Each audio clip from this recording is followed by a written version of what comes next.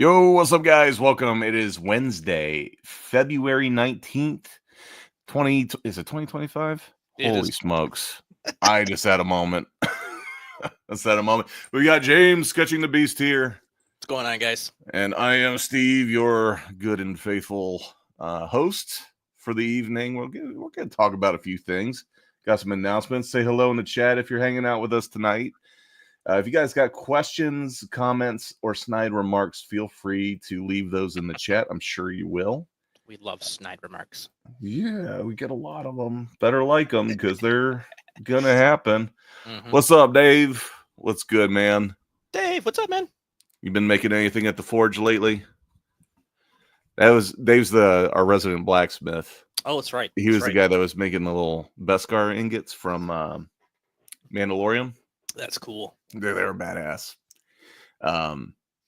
That's one of those. So, already going down a rabbit hole. I've got a buddy that works for a school, and they had some interest in getting into like metallurgy and recycling and that sort of thing. So he bought one of those kilns. Is that what it's called? That you like smelt metals in. And he had me over to help him like start melting down aluminum cans. And we definitely weren't doing it right. After about an hour, we had one toasted looking can and no melted aluminum to speak of. So yeah, it was a gas forge. Yep, there you go. Nice. Working on some more Beskar too. Very cool. I guess what had happened was he bought, I don't know if it's like the Temu version of a forge, but the part from China that came didn't have the right part for the regulator to like turn it into a super hot jet stream. Oh. So apparently the airflow is a pretty big deal with the forges. So yeah, we spent a long time huffing probably toxic fumes in his garage for little to no result. But we had a few beers, we had a good laugh, a little bit of a headache. It was all fine. Nice. Is that what you're using, Dave? You using Gas Forge? Is that sort of the go-to for folks working out of their home labs? There's some cheap ones. Yeah, I think he definitely got one of the cheap ones, unfortunately. Dude, I see a lot of those Facebook videos pop up where they're like smelting, aluminum cans and stuff, and then they just like make the most random things that make absolutely no sense. But somehow it's interesting enough that I just sit there and I watch it for a good 60 seconds. It's interesting to see people work on stuff, man. Like, especially if it's something that you've never looked into before or what have you. Yeah. That was the most random ass party I got invited to. This is a long time ago. It was probably 15 years ago. A friend of mine, she's like, "Hey, you want to go to a glass blowing party?" I'm like, "Is this code for something? What are we doing?" Glass blowing? It's not like she's handing you a pineapple or something. Yeah, right. Something crazy. So apparently there's somewhere up here in Northeast Ohio. I couldn't even tell you what city it was in. They had one of those glass blowing, I don't know what you call it, like studios. And everything in there is handmade. So they have these giant chandeliers, these awesome statues, all kinds of glassware, obviously, like cups and mugs. Mm-hmm. And it was the most eclectic group of people. You had everything from like people that look like they were retired to like young professionals to like rock kids, punk kids. And we're all just walking around drinking beer, watching these guys make custom stuff on the fly. And they're, I would imagine, similar to a forge. Probably doesn't have to get nearly as hot to do glass, but I don't know. Never been anything like that ever since, and it was totally killer. That's cool. Dave's rocking the coal forge. Coal. Yeah, the coal forge. Ah, nice. Says some people use a bit of both gas and solid fuel forges. I know nothing about it. The closest thing I get is smoking meats. That I'll use charcoal for. Ooh. That's as close as I get to metallurgy. Smoking meats. Can't go wrong with smoked meats, man. No. Manly. So you been up to anything good this last week since I seen you, man? What you been up to? Just pounding out some sketch cards for the sketch card sets that I have due. One's an official like Star Wars sketch card set. Nice. It's like for a good cause, so that's kind of cool. And then I mailed out another set that I just knocked out. That had to go all the way to France, man. Wow. International shipping sucks. So Yeah. I got told basically just throw a couple, make it as skinny as possible, throw a couple stamps on it, and that's the best you're gonna do. If it gets there, it gets there. If it doesn't, it doesn't. I'm like, nothing like doing that with some hand drawn artwork. yeah, that's awesome. Yeah. I'm super excited about that. So Yeah. we'll see. Hopefully he gets them. He's like, but thankfully he's really cool about it. He's like, you know what, if something happens in lieu, and I don't have them in the next 6 months after they've been shipped, then I'm probably not going to get them, and I'll just pay anyways. So I'm like, all right, that's cool. And then yeah, just knocking out some applications to some conventions that I probably won't get into. Which ones are you trying? What's that? Which ones are you trying to get into?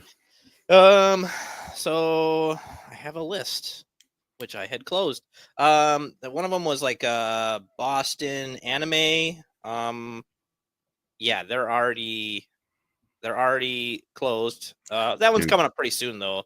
So I'm very, very late on the ball on that one. Well, the Artist Alley ones are turning into like the most feverish of people trying to get in. Yeah, it's like the only hope you've got right now. I shouldn't say your only hope.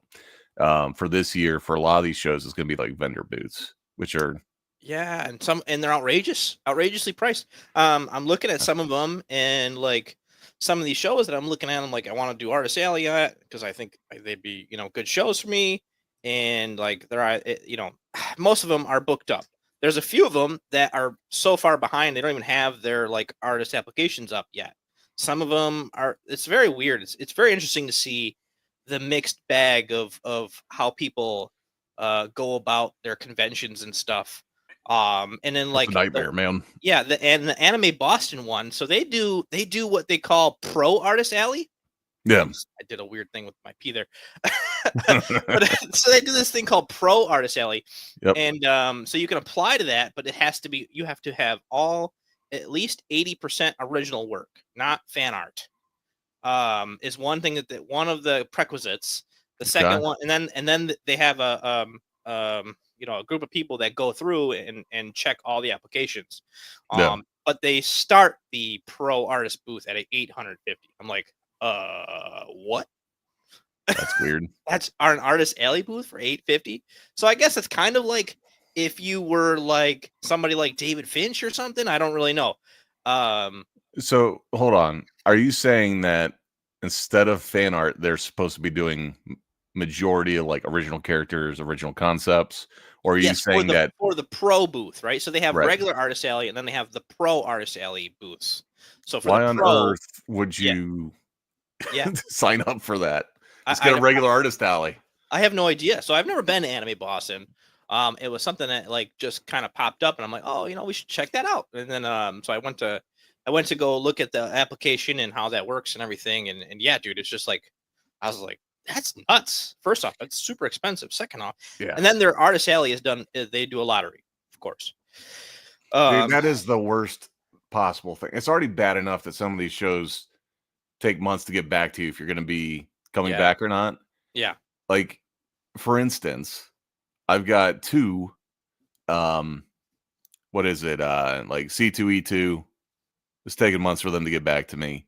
At this point, it's like April is just over a month away. Yeah. Like, I'm not going to be able to backfill that with anything. Right. It's just not going to happen. Not that I think Grand Rapids is the same weekend, but there's no way I would be able to get into Grand Rapids. And then the other one, this one, I was about ready to lose. I had a number of situations this week that were getting me to like, if I had hair to pull out. Oh, jeez.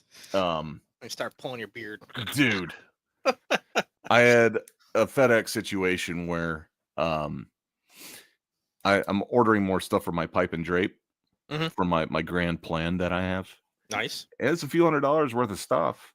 And The only thing that showed up was the base plate for one of the poles. The pole itself didn't show up. Oh, geez. So I'm like, okay. Check the list. It says, oh, it's package 1 and 2. Second shipment is on its way. Cool. Whatever. Strange. But it's also like a 7-foot tall box, so maybe the guy didn't have room. Next day comes, shipment delayed. Next day comes, shipment delayed. Next day comes, shipment delayed. At this point, I'm like, yeah, y'all said you had it. It was out for delivery. What's going on here, right? Yeah. I talked to no less than 3 different people from FedEx trying to explain where my house is. I had the people from the company Pipe and Drape, who are fantastic, reach out to me to say, hey, is there an issue with your delivery? What can we do to help? Yeah. They were fantastic. They were prepared to send me brand new stuff. Oh, that's awesome. So super cool. Yeah.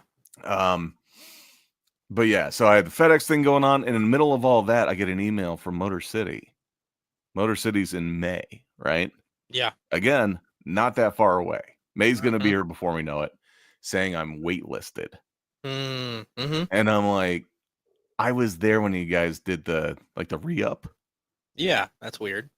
Why am I getting waitlisted? Well, I guess part of the challenge is because they do 2 shows a year, May and November. They had a surplus of people apply to the May show.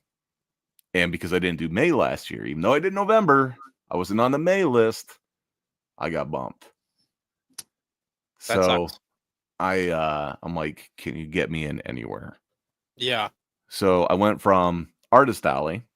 They have a very good Artist Alley there. Yeah. To a corner booth vendor, which is more expensive, but I ended up having a really good show. The only comparable thing I could get space-wise was a double vendor booth. So I'm like, pricey. Okay. Yeah. Let's make the most of it. Do they still have vendor booths? I might do that. They might jump on it literally tonight, man. Yeah. Yeah, I'll send them an email. You might be able to squeeze in. Okay. But it would probably be an inline. It's probably not going to be a corner. Yeah. So I told him, I'm like, definitely want a corner. If I can't have a corner, if I can do the 2, fine. Not what I really wanted to do, but at this point, it's like I've been talking about moving to double booths for a while. I might just need to pull the trigger on it. Yeah. Yeah, that sucks. No.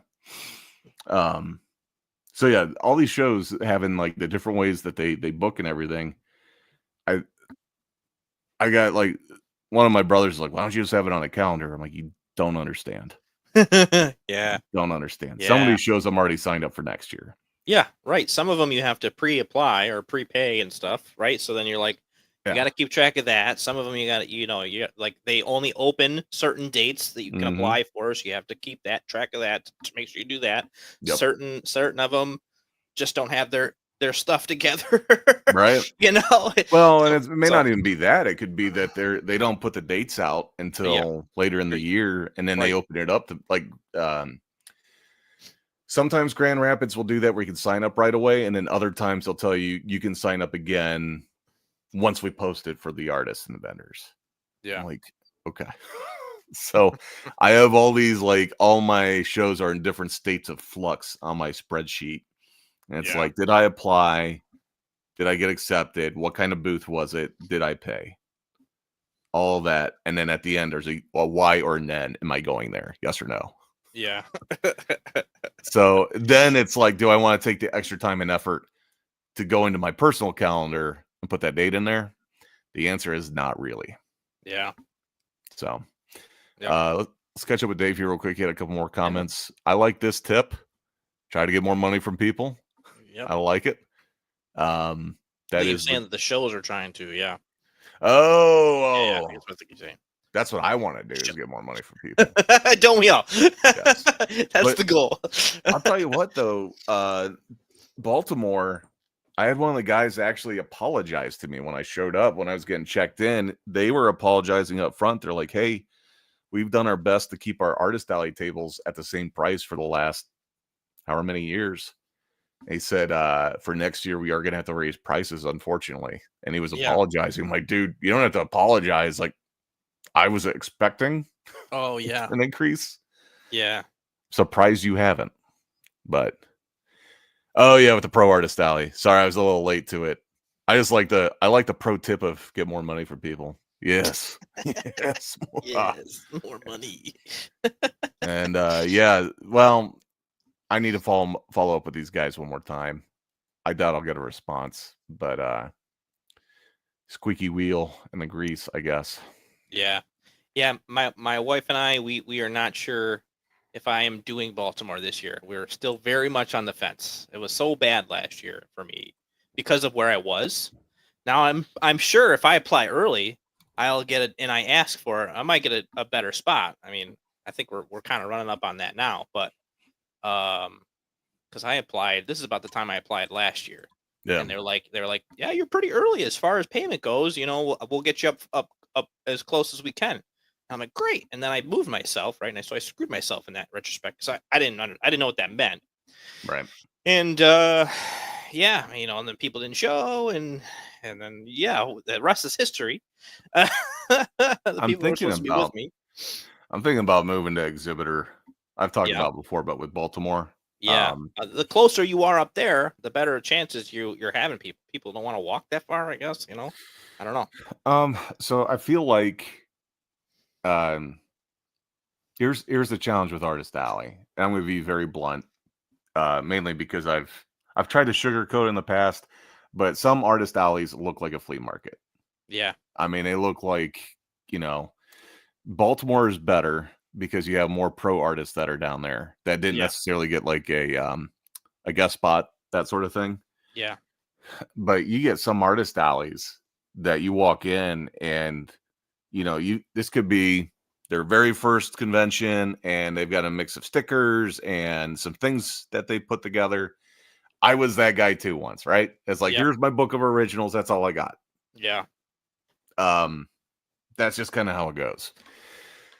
I think with Baltimore in particular, because it is built as being more of like a true comic collector con, most of the people with deep pockets aren't wandering down Artist Alley so much as they are staying where the pro artists are and right, where the comic vendors are. yep, yep, So, like the other night when you were talking about like some folks were upset with the amount of like celebrities at the shows. I mean, that's what gets bodies in the door, man. yeah. Yeah, you know, it's actually funny. One of the shows I'm going to coming up soon, Steel City. Then, Um, it's it's almost 50-50 the amount of negativity behind what I'm seeing on the posts about like the people that are coming and oh how yeah, many people of like certain shows are coming. They're like people are annoyed. They're like, oh, well, they have like half the cast of what's that show called? Oh my gosh, I'm drawing a blank right now. There's the Kung Fu show on Netflix that Cobra Kai. follows.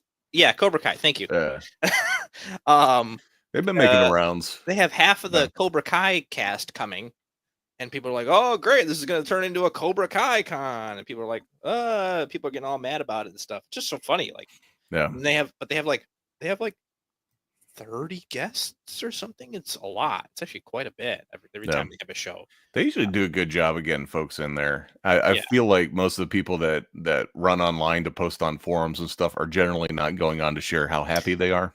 yeah, yeah. There is I that. mean, yeah, but it's interesting. A lot of people actually do interact in the Facebook group for Steel City, that go to the show, and it's interesting to see where people are at as far as how they feel about the show. You know, people are like, "Oh, that's it. This is my last straw. Anybody want to buy my tickets?" You know, yada yada yada. You know what I mean? So Yeah, it's kind of interesting.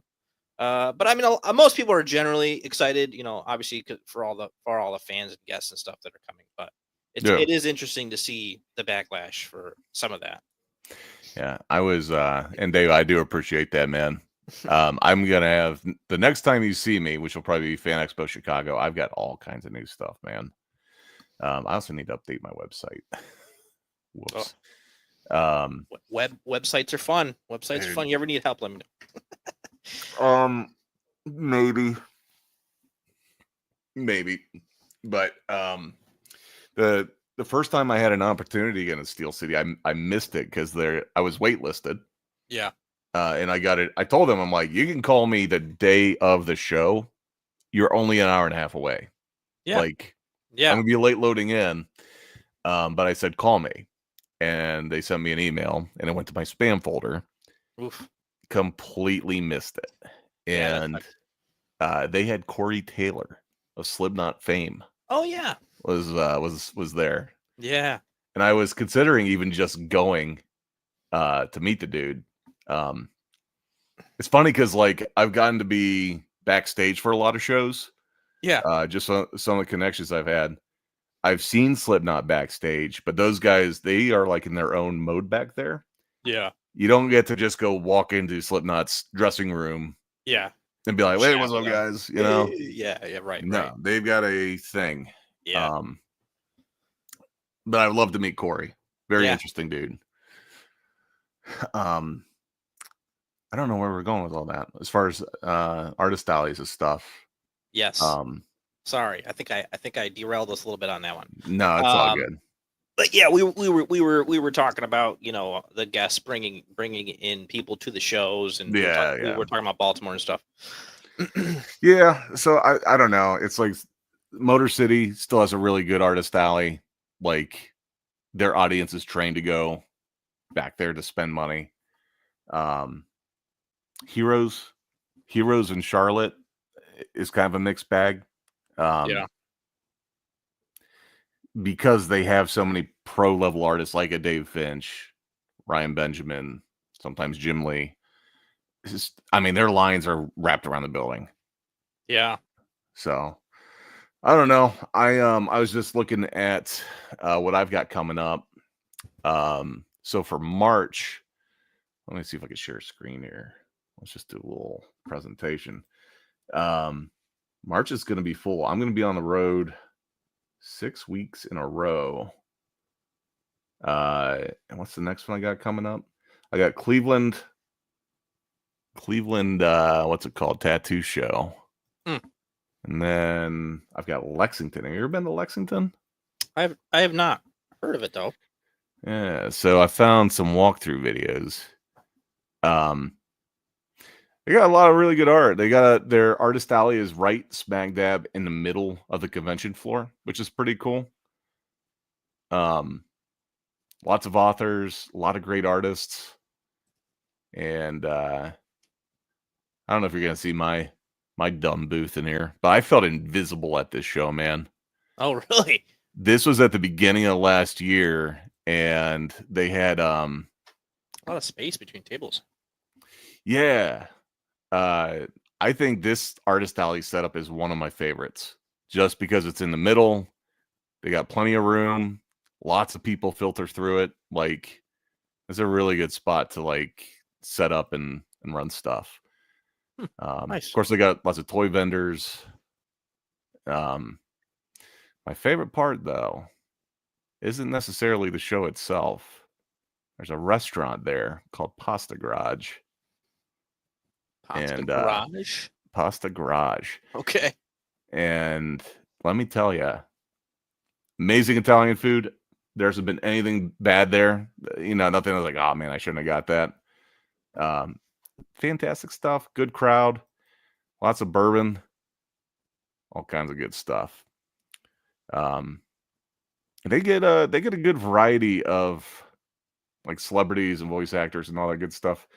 The only thing that I learned has nothing to do with this convention. It has more to do with Lexington and Kentucky in general. I learned this the hard way. I think 2 years ago. Is that they still allow smoking in the hotel room. Oh wow, that's weird. Yeah, interesting. I don't know how closely you pay attention when you're booking your hotel rooms when you go places where it'll say like non-smoking room. Yeah, I just assumed every place was no smoking. That's crazy. So the room that I was in was not much bigger than the room I'm in here. Just bed over there, bathroom over there, 3 ashtrays. I could spin around in a chair and pretty much touch an ashtray every so often. It was disgusting. Should have gone a different room somewhere else. They didn't have any other non-smoking ones available there. Yeah. I was considering just eating the expense. I reeked of cigarette every day. Ugh. It was disgusting. Yeah. I didn't even get the enjoyment of smoking. I should have went and bought a pack of Camels or something and at least enjoyed a cigarette. Nice. So yeah, this is only gripes about this show, and has again nothing to do with the convention itself. It's just the layout of the facility. Yeah. Is that loading out of this building is a pain in the ass. Oof. Loading in's not that big of a deal. It is a 4-day show, so you got to get in Wednesday or early Thursday. Yeah. That's a 4-day show. Wow. They do a preview night. Oh, okay. And typically what I'll do is I'll really push like some originals that I've got. Put those front and center for people that collect. Make a Thursday only deal or whatever. Yeah, and then a very aggressive Thursday deal. Yeah. So I'm confused. What's preview night? You have to explain that to me. The show's open for a few hours. Oh, okay, gotcha. So they're like, oh, we're open. Okay, so it's like you load in, and then people can preview what you got going on before the show starts the next day. Yeah, like that's not a bad idea. The show floor's open. Like you know, you can sell stuff. It's not like people can only look. Yeah. You know, there's a lot of people want to get in, get a lay of the land, kind of plan where they're going to spend their money. Yeah. No, I think that's a great idea.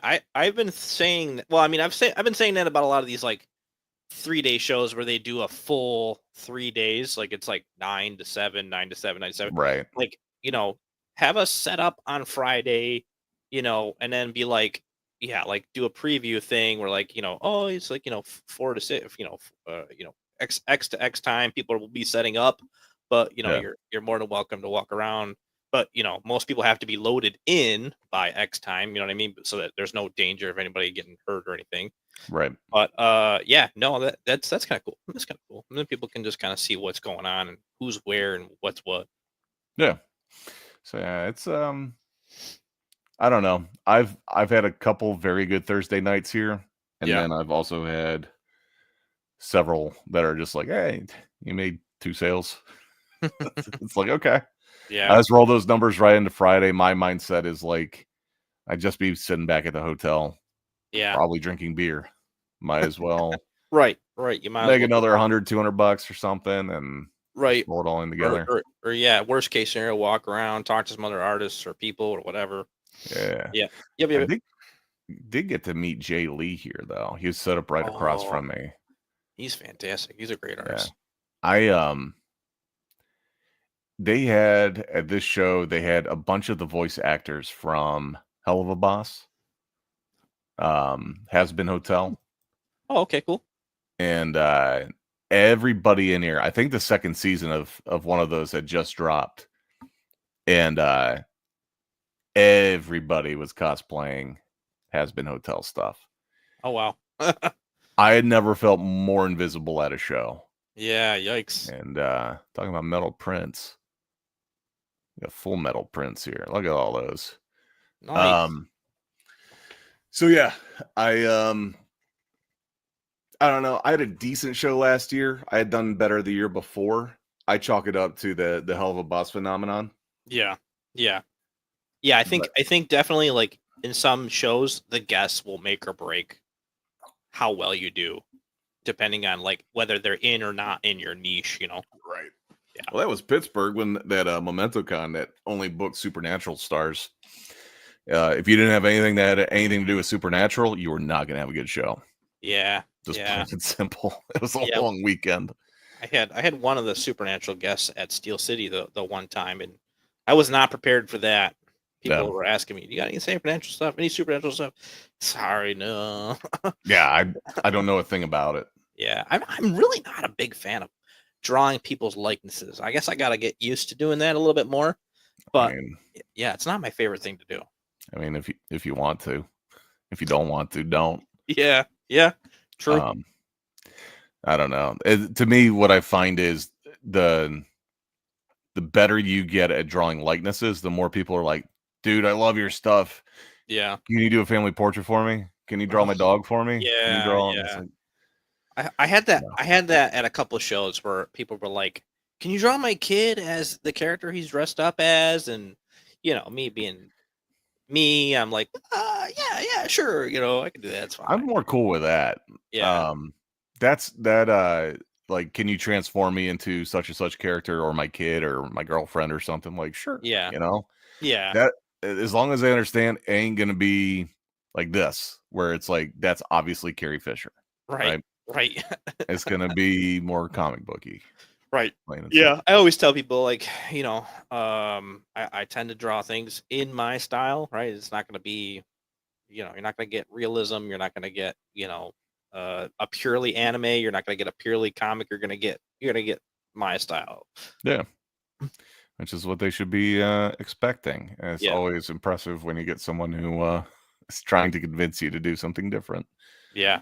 I'm trying to find it. There's a dude. I thought this might be it, but his stained glass. I think his cheapest stained glass thing that he had the one year was like $4,000. Whoa! Yeah.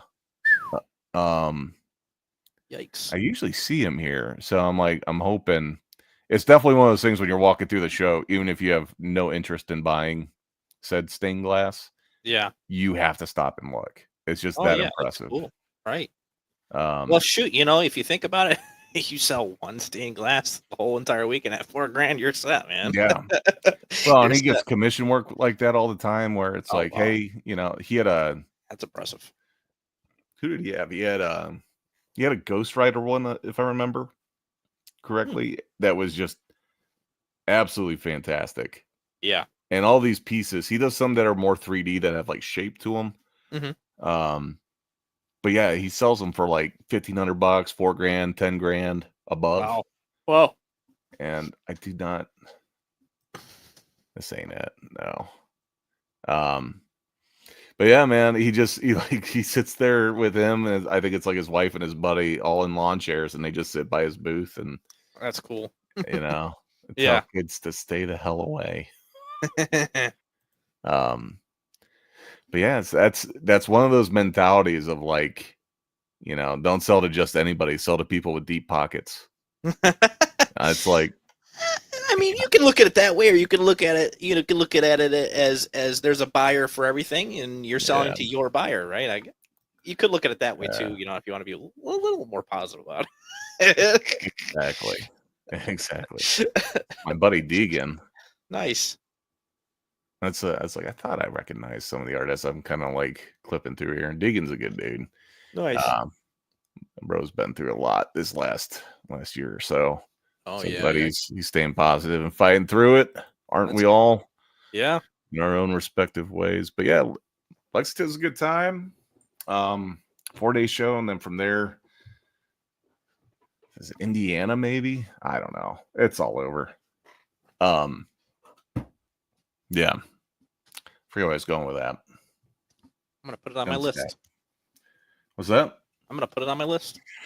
Yeah, if they do it kind of. Oops, not that button. That's the end stream button. What am Don't I do that. thinking? Don't do that. Holy smokes! Almost came to a crashing halt. There we go. Um, so Lexington, what I like about it, I also hate about it. Oh, They do first come, first serve. You've got floor map, and you can actually pick which booth you want. oh, interesting. Obviously, they make it very clear that some things are subject to change if they have to change layout because they have a special like exhibit they want to put in or something that takes up more space. They might have to slide stuff around. Yeah. Um, every time that I've applied, I've gotten exactly the booth that I pick. The problem is you have to go on as soon as they open it up. Yeah. Right. Or you'll miss out. Yeah. They've got regulars, man, that like they want their spot. They're gonna go in there. They know. Yeah. They know. But yeah, the artist alley there though, it's hard to go wrong. People walk those aisles, and then my favorite spot would be like one of the corner booths facing artist alley. Okay. Those are all pretty solid. When's that show? That is in less than 2 weeks. Oh wow. Okay. Coming up. Yep. All right. I'll have to apply for next time. Yeah. Yeah. That's the story, man. I have. Yep. I have about 20 35 shows on my list here. I've applied to about half of them so far. I've gotten into 5. Dude, it's tough, man. It is. It's crazy, man. It's. I mean, some of these I physically can't go to. A lot of these aren't huge shows either. They're like, medium size or small shows. But yeah, it's tough. It's tough. Yeah, I'm gonna share this one. So I can't remember where this falls into the lineup. But I believe Indiana Comic Con is next month too. And this convention floor, man. So I guess last year was like I don't know if it's like their 25th anniversary or something. So they actually, I guess they rented out the entire building from what it sounds like. I could be wrong. I know we're getting such a detailed look at Michael Myers there. Yeah. Wild Bills is everywhere, man. They almost crushed my car one year.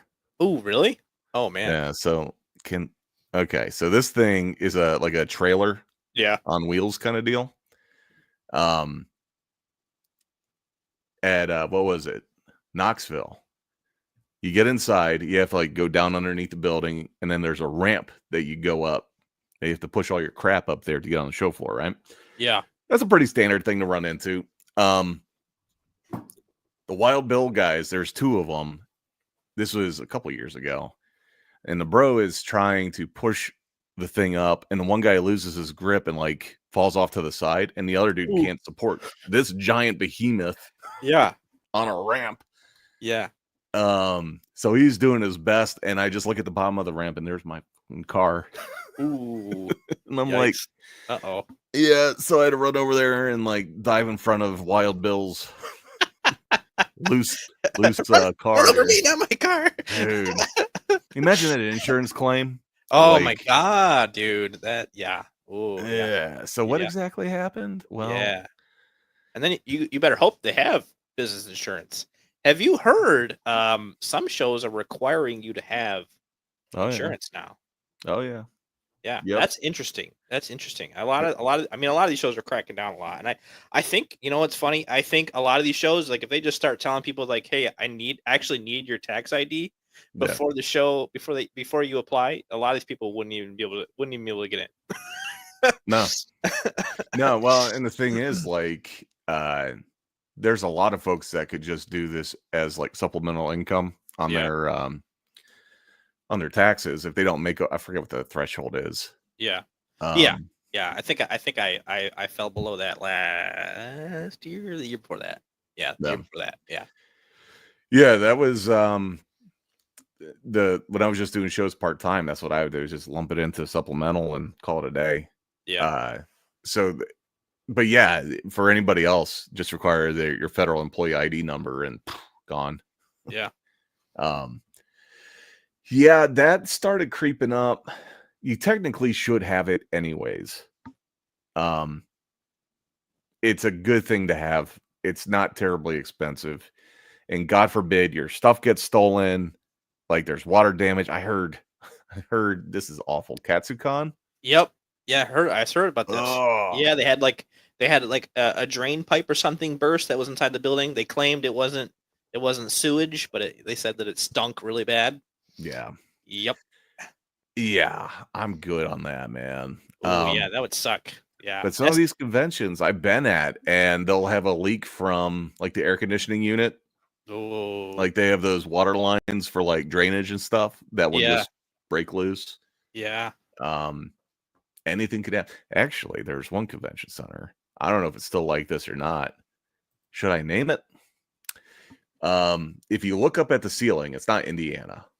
But if you look up at the ceiling, you will see buckets hung up there all over the place. Oh God. With ropes and hangers. And I guess what they ended up doing, because one time is really obvious, because you'd have like the orange Home Depot bucket. Yeah. Just hanging up there. Started painting the buckets black or something. That's exactly what they did. Oh my God. It's cheaper to paint the buckets black than to fix the roof. Wow. So you get things like that, but then also like I know there's been a handful of times now where someone has one of these. It doesn't have to be gigantic, but they get these displays and they don't weight them down with sandbags or whatever. Yeah, and they fall on somebody or something. Yeah. Well, it was Memphis. The dude, he had a giant rack of slab graded comics that got knocked over. Ooh. And, now he's got to figure out his life with that. And if the other people don't have insurance, then, he's got to file a loss and a claim. And yeah. I'm very grateful that my prints only cost me a couple, $1 or so. Yeah. You know what I mean? If they get damaged, so what? I just get to put a new one in there. Yeah. But that's the thing though, is like you start doing, twice as many shows a year moving forward, you're gonna have more inventory, you're gonna have more originals and yeah. You know what? It does kind of suck is now that I have more metal print inventory, those kind of get a little pricey. It might make sense to start having insurance on like stuff like that, Yeah. I actually had an incident where thank God I only lost 2 of them. But yeah, I opened the trunk, out falls my entire box of metal prints. And I did not have them very well secured in there because I'm like, it'll be fine. Yeah. They're metal prints. But yeah, I lost 2 prints that weekend. 2 metal Yep. prints. But again, thankfully it was only 2. It happens, man. But yeah, it happens. Right. And I had a situation happen once where I try to be careful. I try to keep my drinks on the floor. There was one time I was trying to get into my booth and I had set my drink like on the edge of the table to like scoot around and I knocked it down directly into a bin full of prints. Ooh, yeah. Ruined all of them. You know what? The one thing I am interested to find out is how does insurance treat like art, like your art? Like if you were to have insurance on your business and your booth and stuff, how would they, like if you had original art that got damaged, how would they reimburse you for that? Would they reimburse you for that?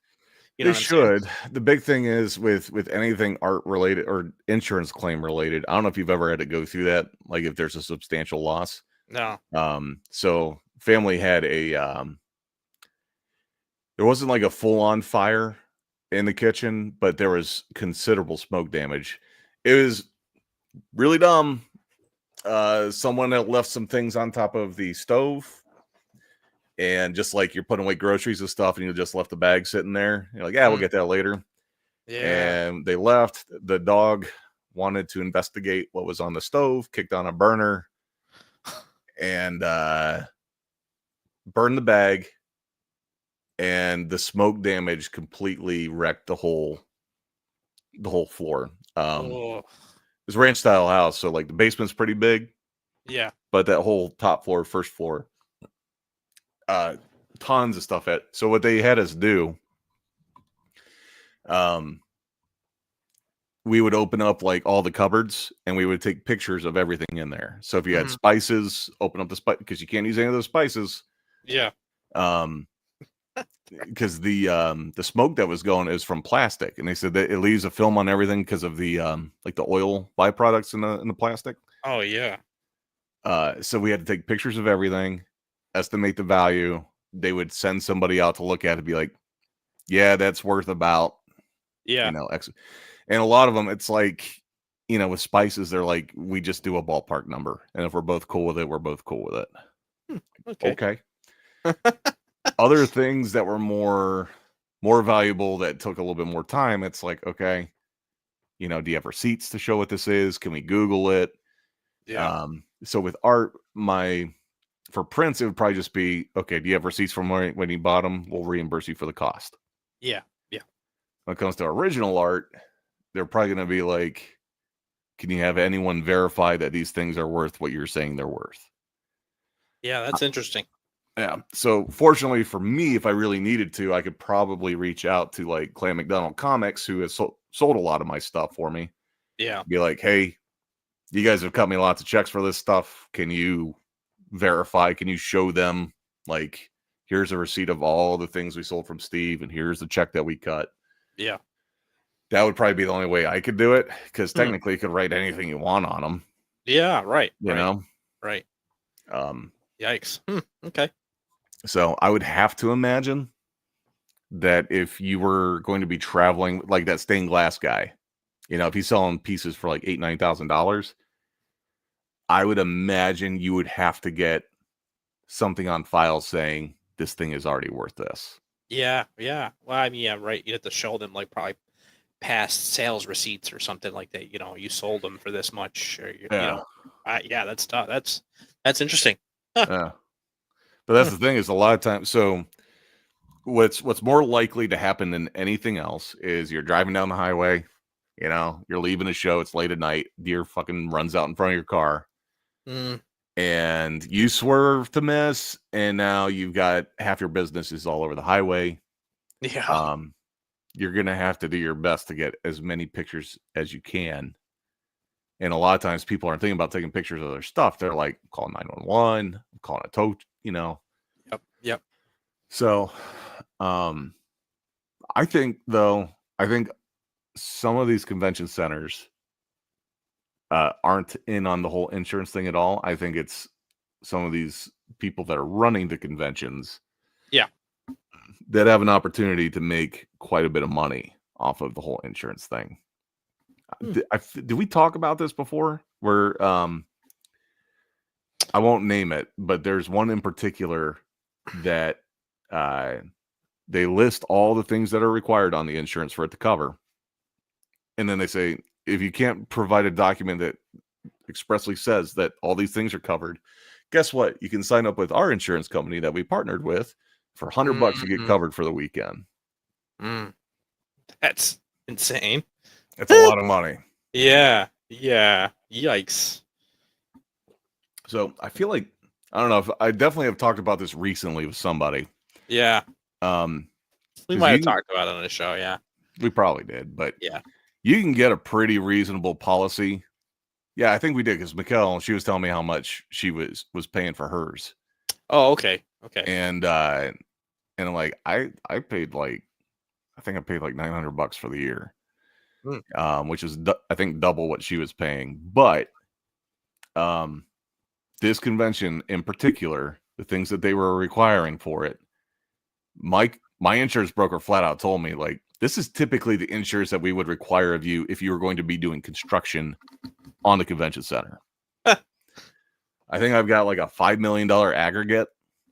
So like if I took out an I-beam, with my car, like I would have to do some serious work. Yeah.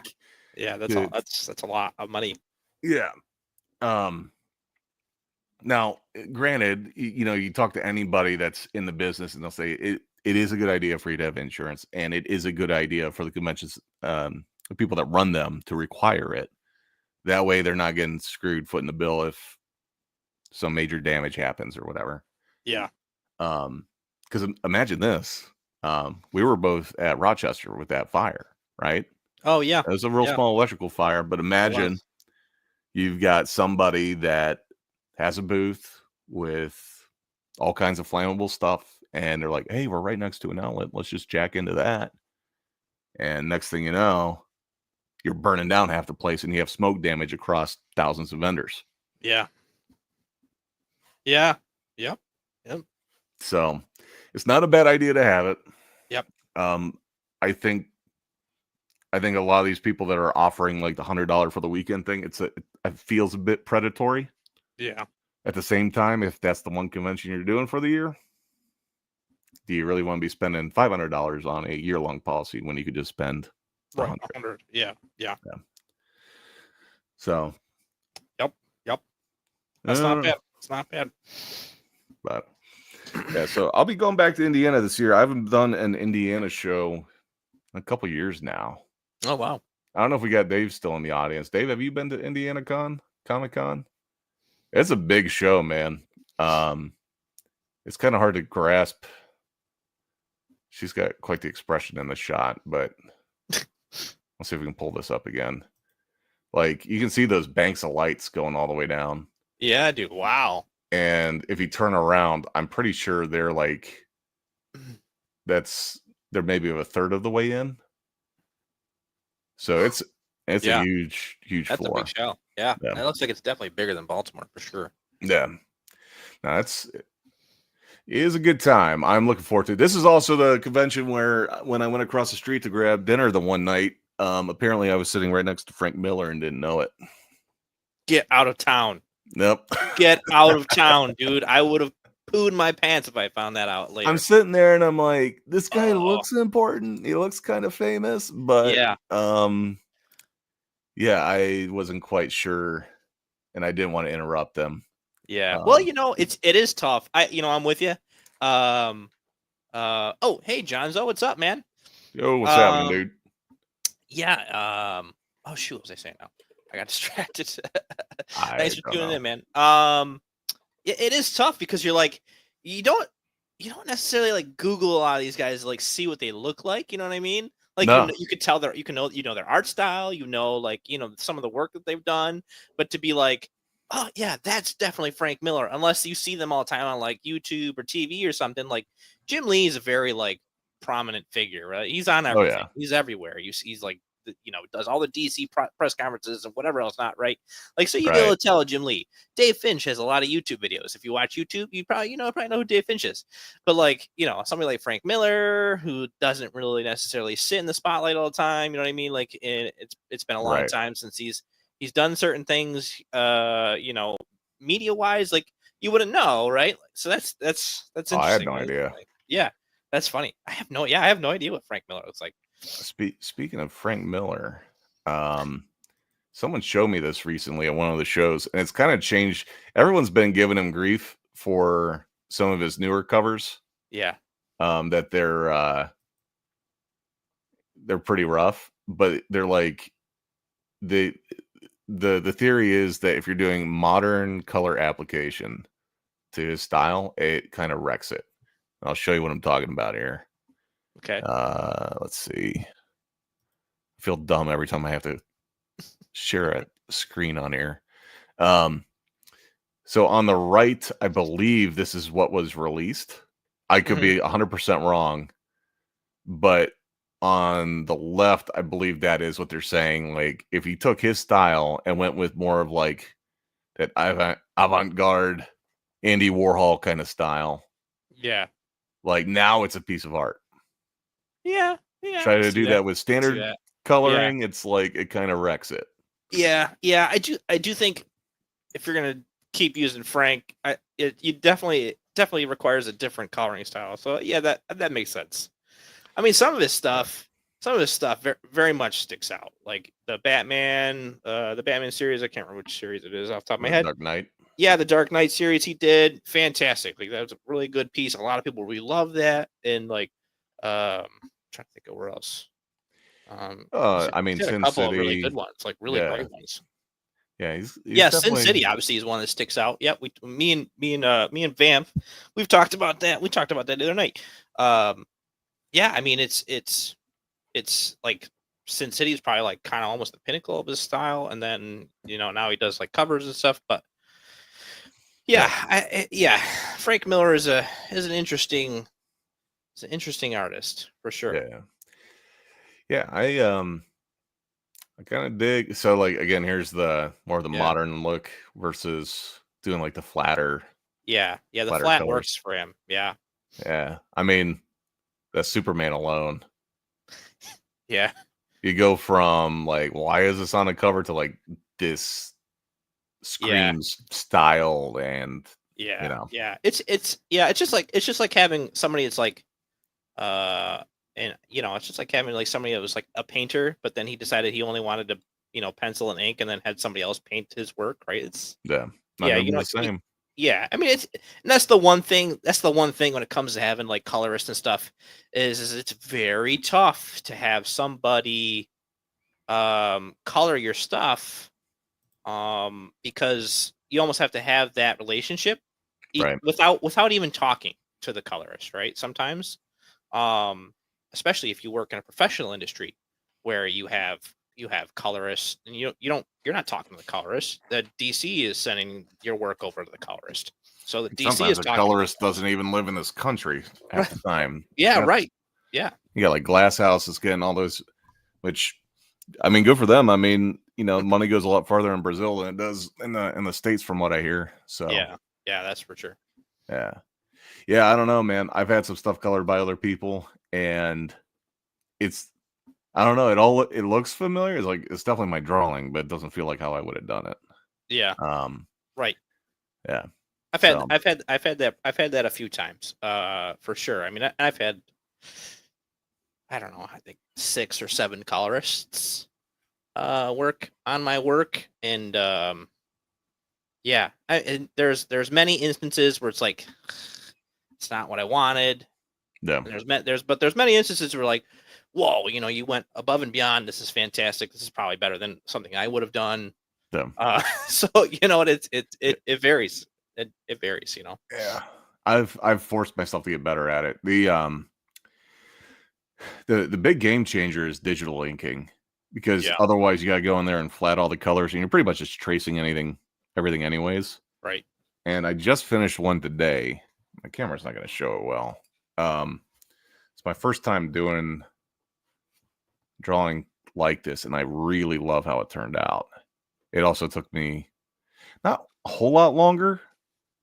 So I did the original sketch, inked it, and did shading, like the grayscale, and then did digital inking on top of it, colored everything, and then took my original pencils and kind of slightly blended it in.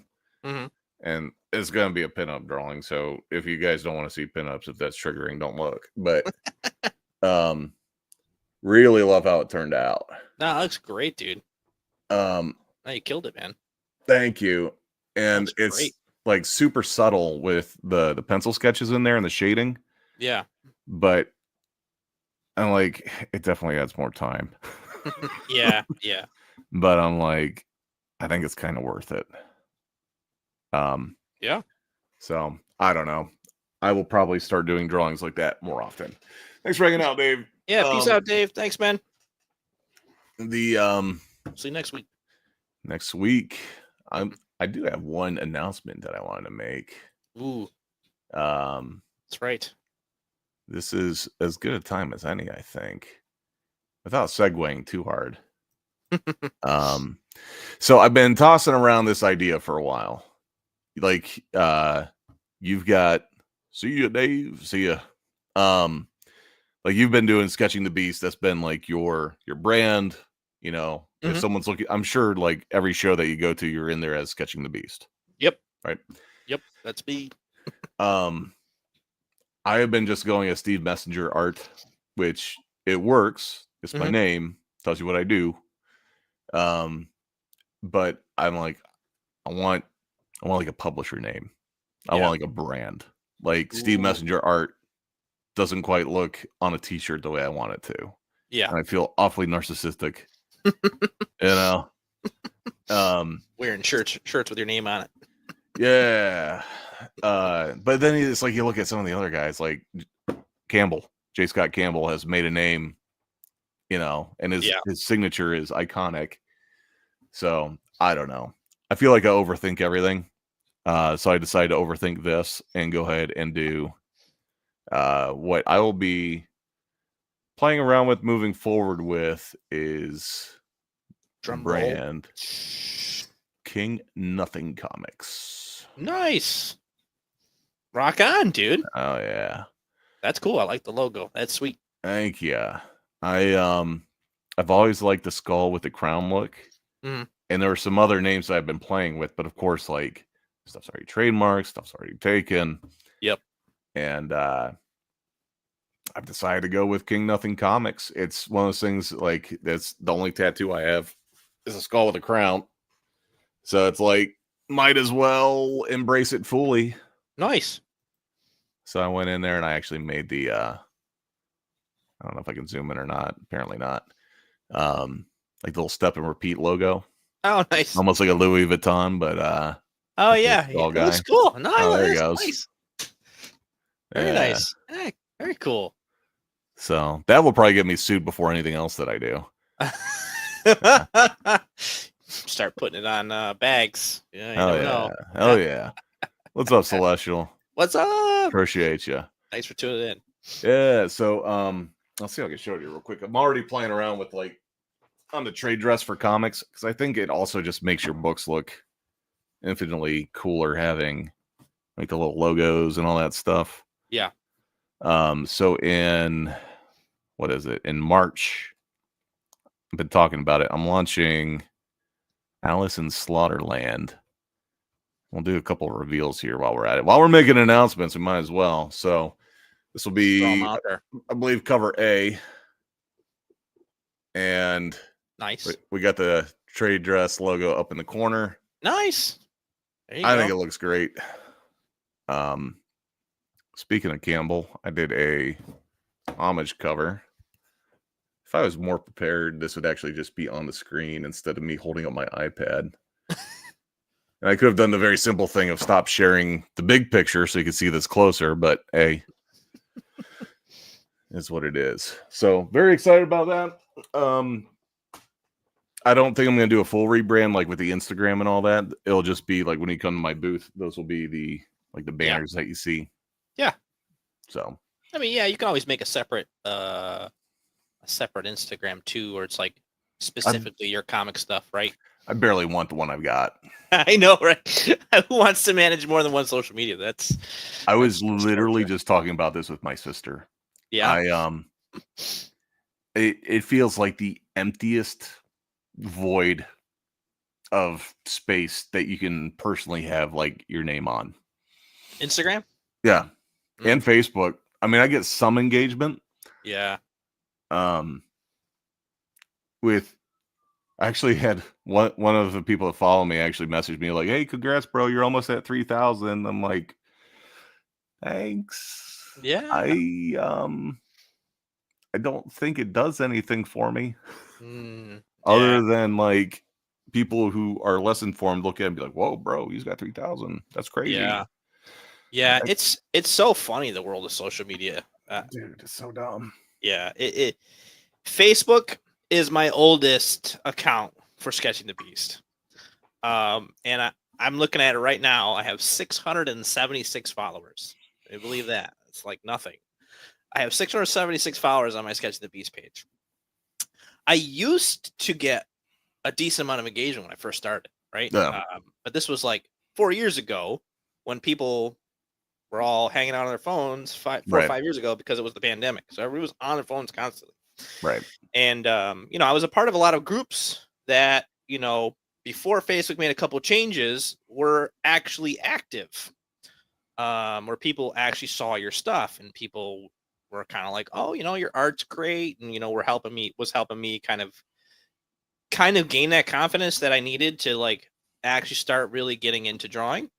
And so then I was like, I started Facebook. Then I did, obviously my Instagram was linked to that. And then, started posting on Instagram. I decided I was going to blow up my Instagram somehow. And I started like following a bunch of random people and people were following me back, So like my Instagram actually's got quite a few people. I got like somewhere in the high 2,000 range, but that means absolutely nothing now. Like it means nothing. Instagram, it really doesn't. Yeah, I have the same 3 people, maybe 4, who kind of go on a wheel of who comments on my stuff, and it's other artists, right? It's other artists are like, that's great work, and that's because I'm engaging with them. They're engaging back with me, whether it's authentic or not authentic.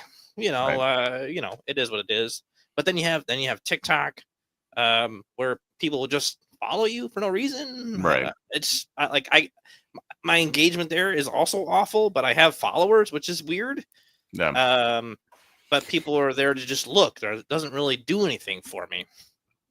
And then you have all these other ones. You got Twitter. There's so many now. You got Threads. You got Blue Sky. You got.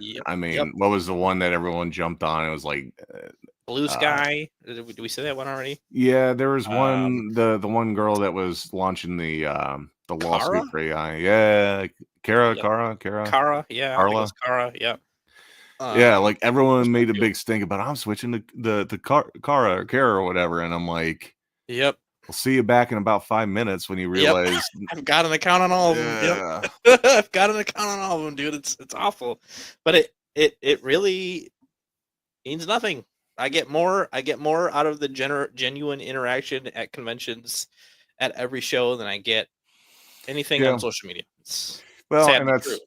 that's the, I talk to a lot of folks. I'm like, until you are standing or, sitting there and you have someone across the table that wants to give you money for a print. Yeah. You quickly realize that social media doesn't really mean anything. Yeah. I feel like the only time that it means anything is if someone who is less informed with fewer followers looks at your account like, whoa, he's got like 1,000 more than me. That's crazy. He must be famous. And you're like, yeah, I got 20 people liking a post on something that previously would have gotten hundreds of likes or whatever. Yeah. Yeah. Now the only thing that I have noticed, on social medias is, I do get a decent amount of engagement on my like videos that I make, where you are actually seeing my process. Yeah. Even if I'm not talking over it and it's just music, I do get a little bit more engagement on those. I will say that it seems like that's how social media is going towards. But yeah, other than that, it doesn't really make a difference. Yeah, that was what I tried doing originally with YouTube, because I started up the YouTube channel, I believe, during COVID. Yeah. It was one of those things where I was really challenging myself because I was watching Jim Lee, watching his process. I'm like, I'm going to commit to sitting down and doing like a 1-hour drawing. Yeah. Good, bad, or ugly, whatever. And then the ones that actually did turn out pretty good, I would do the time lapse videos. Yeah. Turn them into like 1 or 2 minute clips. Mm-hmm. And some of them still don't have any views. So it's like you take the time to set up the camera and force yourself to draw all in one sitting. Yeah. I don't know. I think the big thing with social media, I think it's like anything else. There's not going to be a silver bullet that works for everybody.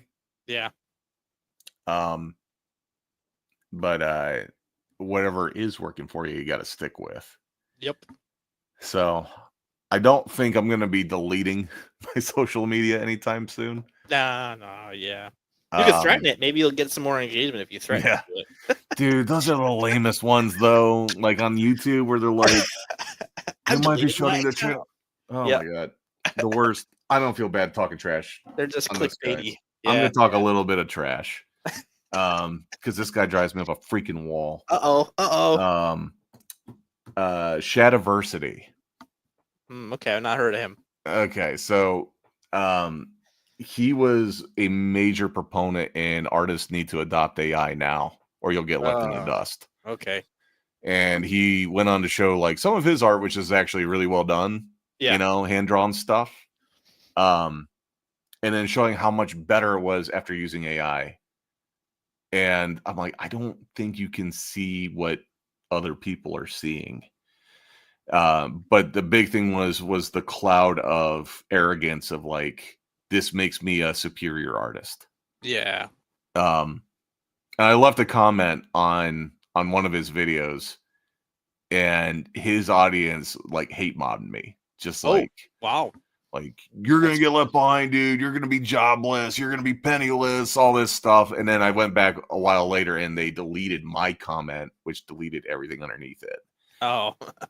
And I'm like, yeah, I was the problem. Yeah. But he is one of these guys that about once a year, he makes a video saying like, this might be it. Is it time to quit YouTube? Is it worth it anymore? Yeah.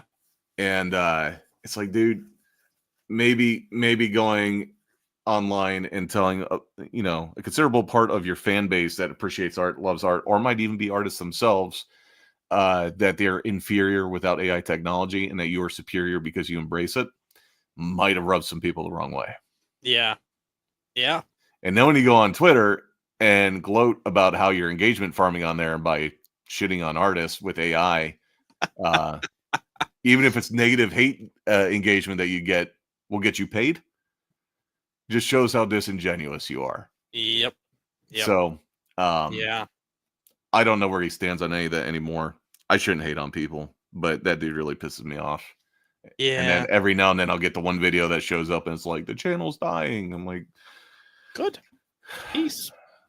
Has 120,000 views. Previous video had 60,000. Turns out, yeah. waving your arms up in the air gets people's attention sometimes. Yeah. I don't know. Yeah. I apologize to Chad. Chad, please forgive me for hating on you. I apologize. Yeah, I don't know. There's just so much wrong with that. There's so much content out nowadays that it's tough. That I do think that it is like people are seeing more of the genuine, real content and appreciating it a little more. At least I hope so. I still think people are still gonna do the clickbaity thing. People are still gonna like click on things because it's like, oh, really? What? They, people like drama. That's the thing. Yeah.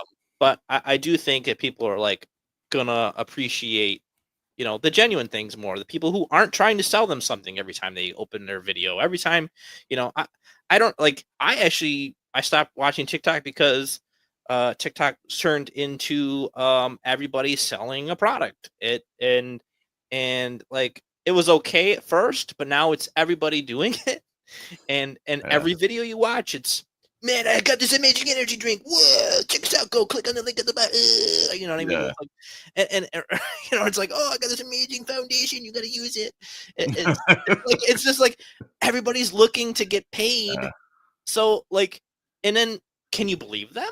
Can you believe anything they're saying, that they like this product because of this so and so? Do you really like it, or is it just because you're getting paid to like it? You know what I mean? You know what I mean? To sell that product so other people buy it. Yeah, well, and it's the one that really blew my mind. I don't know if you're familiar with this guy. It's the Punk Rock MBA. Mm-mm. I'm gonna pull up his channel real quick. So this dude made some waves YouTube circles. Yeah. Let's see if I can pull this up real fast. So he was the kind of guy that I probably would have hung out with back in high school, that knew about all these bands that I hadn't heard of before. Yeah. Would know all the ins and outs of all the stuff. Would tell you like why, the singer quit or why they died. Well, he kind of just fell off the face of the earth, call it 5 or 6 months ago. Mm-hmm. And so this is the dude.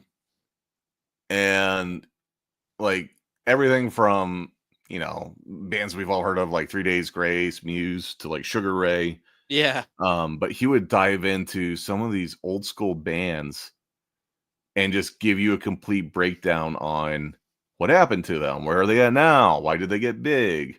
Yeah. That's cool. People were getting worried. They were leaving comments on his video like, hope you're all right, dude. Haven't seen you in a while. He's not responding back to anything. And turns out, he retired from YouTube. Oh, wow. And just imagine this face right here that I'm pointing at with the mouse. Yeah. He went on to some other show where they were interviewing him, and they're asking him like, hey, why'd you, what happened? And he said, oh, yeah, it was all an act. I was over it. Like, what? Yeah. And he's like, yeah, I don't even like. Now, granted, this is someone telling me this story, so I'm probably not doing it justice or this like exact reasons. But apparently he was never into punk rock. Apparently, he was never into metal. Apparently, just he was making money doing it, so he just kept doing video essays on it, and found his niche, found his groove. Yeah, I mean, I don't think there's a problem with that. I guess, like, I mean, if you are absolutely hating it and you're doing it, I guess that's kind of an issue. But like, I think if you found something that is interesting enough for you to make videos about, and you're doing a good job at it, you know what I mean? Then I don't see a problem with that. Yeah. I mean, he would routinely dog on some of these bands though that he never really listened to, and it's like, I mean, okay, well then, I guess, if you're there's a little bit of maybe you're a little bit of a poser there, but yeah, I don't know. Yeah, well, it looks like we got a guest in the back room. Ooh. Let's bring him on out if you're ready, sir. Welcome to the show, Michael Pritchard. Welcome. What up, Amp? Speaking of posers, hey, how's it going, everybody? What's up, dude? Welcome. Yes, we are doing our best to fit in the scene with the cool kids. Right on. Yeah, that's awesome. Yeah.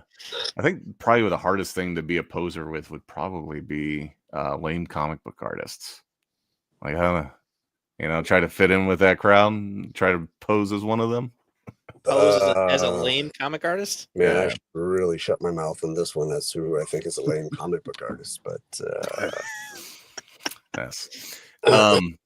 There was a hypothetical that got brought up on a radio show a few years back, and it was, what sport do you think you could get away with the longest, knowing nothing about, just walk out on the field and start participating, get away with it the longest before people realize, like, this guy's a phony? Like, what's up with this guy?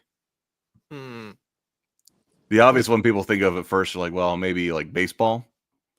But the first time you got to swing that bat or throw that ball anywhere and you don't know what you're doing. I don't know. I'd probably say soccer. Soccer's pretty easy. What? I mean, I guess I'm coming from a place of I know soccer.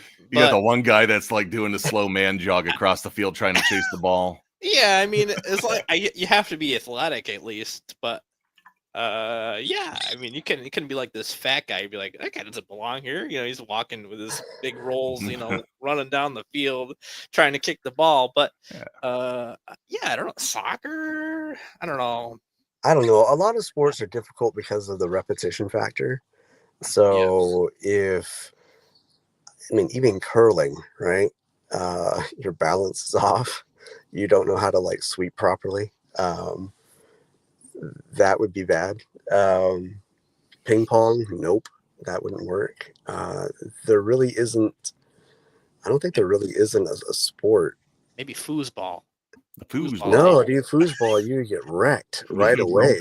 Yeah, I mean, air hockey, anything, because of the repetition factor of all sports. It just seems like it would be very, very hard to try and just like fit in.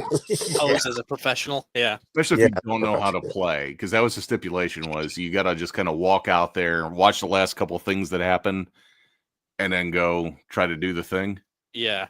Yeah. I mean, the funnest thing probably would be like to be on the return squad of football.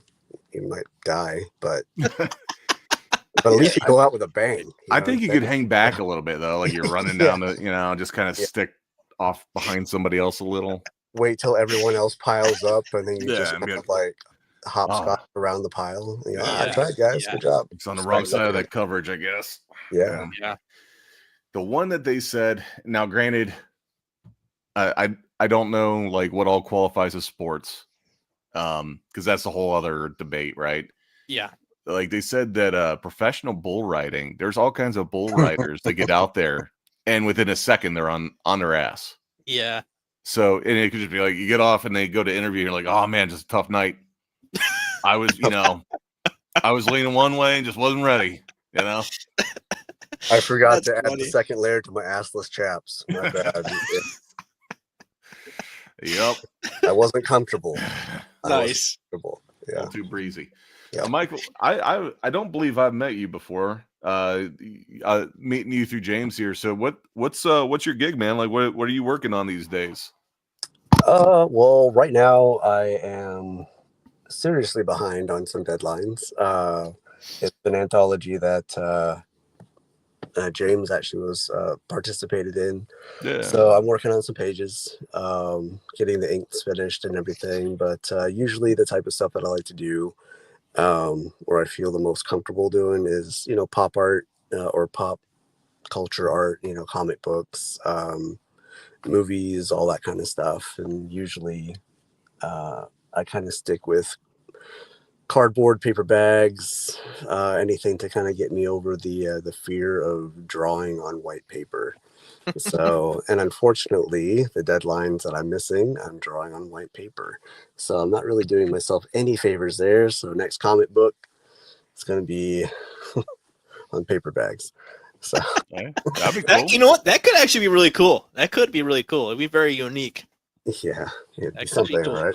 But yeah, so essentially it's I've been collecting comics since I was 6. Fell in love with Arthur Adams, Mark Silvestri, Mike Zeck, John Byrne, Dave Cockrum. And then because I just kind of stuck with comics, found out essentially was there for the beginning of Jim Lee's career in comics, and kind of followed those guys all the way through till present day.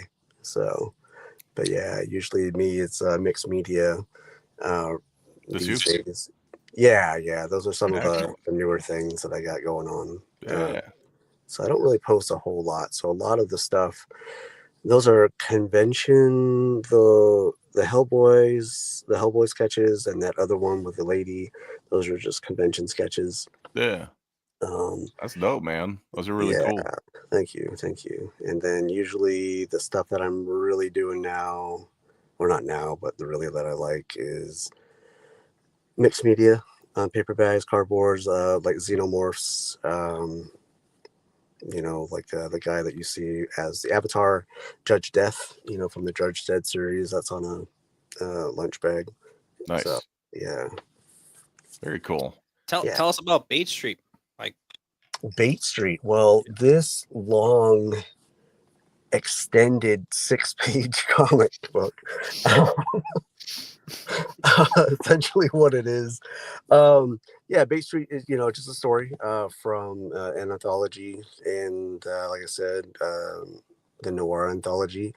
Essentially is just a short story about, a mother losing her 2 children, and she essentially is seeking revenge, and it doesn't really matter, and it's not really clear if the person or the perpetrator that she catches is the actual murderer, and how long has she been doing this, and how long has she just turned into a vigilante of crime. And because of the trauma, because of the loss, because of, the event, essentially it can go to a whole bunch of different directions. So that's kind of like what I'm setting up. It's a very, very short standalone story, and sequential artwork is tough. It's very difficult, even though I've been reading it forever, to have to figure out compositions within the composition of the page, panels within the entirety. It's a little tough. So, are you producing the whole thing for Bait Street? Yeah. So essentially, producing, well, depends on as far as writing. Yeah, I wrote it, drawing, inking. Thank God I'm not coloring it. But yeah, essentially that's what it was, and try to do as best I can. And that page right there I scrapped because I was like, oh man, it's not even going to be snowing in this story. Oh no. Whoops. So that was going to be my page, and the reason why I did you have to go with a Sharpie and fill in all those circles, man. No, I just got rid of that page. So essentially what it was is I'm like, yeah, snow would be awesome, because I was thinking Barry Windsor Smith, right? If you guys ever read Uncanny X-Men number, I want to say 205 or 208 or whatever, and the title of it was Wounded Wolf, where you first meet Lady Deathstrike, and she's Lady Deathstrike with the Reavers, and she's essentially, they're kicking the crap out of Wolverine, and every single little snowflake Barry Windsor Smith went ahead and put it in, right? This is the time of, he did everything. He did the colors, the inks, the pencils, all that stuff. I was like, wow, that looks really cool. I want to make a statement. I drew that one page. I was like, I don't want to make that statement anymore. Let me see how I can go ahead and hide as many mistakes. I know I'll make it in rain. All right, let's pick up Sin City and find out how Frank Miller did it. And I was like, this should be easy. Nope, it's not easy. Yeah. I used to do the trick with ink where you would take a razor blade and scratch into the ink. Yeah. Which works great until you screw it up. Yeah. Whoops. Because how do you cover that without the actual texture, kind of giving it away a little bit, right? How do you cover that up? I learned that from who did I learn that from? Not personally, just on YouTube videos. Richard Friend, he used to do some of that stuff. Nice. and he was like saying some of the other guys from Top Cow Studios and from Wildstorm, they used to do that as well. I think it's the best way to do it, Yeah. as far as getting it on the actual original art. But yeah, a lot of times when you go to color, then like if you're doing digital color, you kind of lose it. Like you Yeah. start filling stuff in, and you got to do it all digitally anyways. So it's like, okay, Right. Yeah. And then so this one I kind of like worked a little bit backwards a little bit. So I drew everything on 11 by 17. And I'm like, oh man, I got to save myself some time and some ink. So let me go ahead and shrink it down to comic book size. And then that'll save me time. And all that did was really strain my eyes and almost give me arthritis. So, but yeah, so. Yeah, that's the tough one. It's, I don't know anymore. I used to just do like 9 by 12s. And then I started doing 11 by 17, and then I started doing even bigger, like Okay. like 19 by 24 bristle boards. Yeah. And I love the freedom you get with that size. But then you get to a convention, and people are like, "Hey, can you do like a quarter panel like head sketch?" Because I want to do like a 4-spot on this sketch cover, and it's like, yeah, whew, this seems awfully restricting. Yeah, that's when you like draw it for them, and you like say, "Hey, go ahead and scan it, shrink it down, and there you go." Yeah, that's you. Yeah, right. So, take it over, Xerox it, and yeah, you'll be good. Right. Oh yeah, man. Well, it looks good, dude. That's I know it was at Crimson Titan. Yeah. Is that the name of the company, or is that the name of the book? That's the company. It's Crimson Titan Studios, and the book is Noir Anthology. Gotcha. I think it looks pretty killer, just black and white, man. Like I could see how adding color, you could get some dynamic like lighting and some shadows and stuff. But I think that black and white looks pretty sweet. Nah, yeah.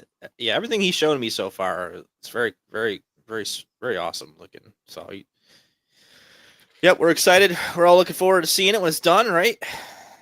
Yeah, sure. Yeah, I mean, I know the people waiting for it are gonna be excited. Yeah. Yes. So they're like, "Hey, I'm on that list. Okay. Steve was also on that list. He's also on the. I am a paid backer. He is. Are you really? Oh yeah, man. Thank you very much. I appreciate. I try to support. Wow. Try to support when I can. I can't always do it, but yeah, same.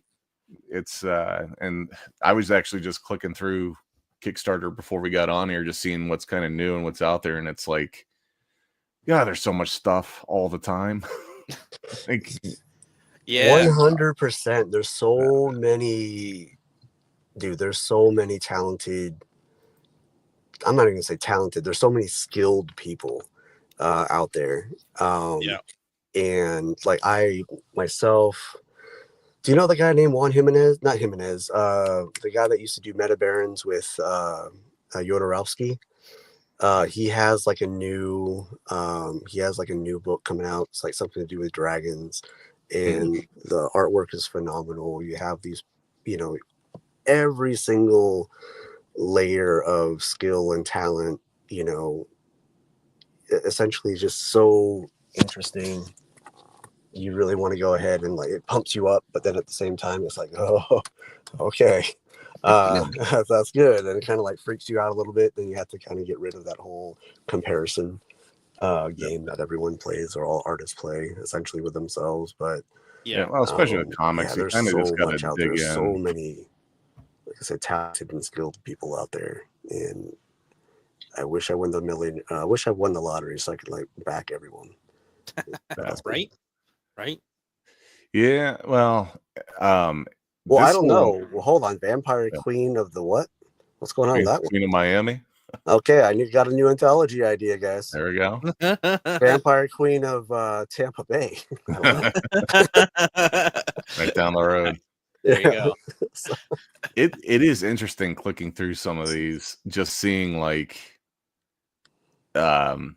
what a jump there can be from the cover image to the interiors to, some of these will say they're like 5,000% funded, but they only had like a $50 goal. Right. Yeah, Like- I don't get that. So I haven't done Kickstarter enough to be like, does that promote you better? What does that do for you to make your goal smaller so that you have that percent funded higher? Like, is it really a thing, or are people I just don't not know. setting a high enough goal for themselves, or what is the point of that? Yeah, so I played around with a little bit.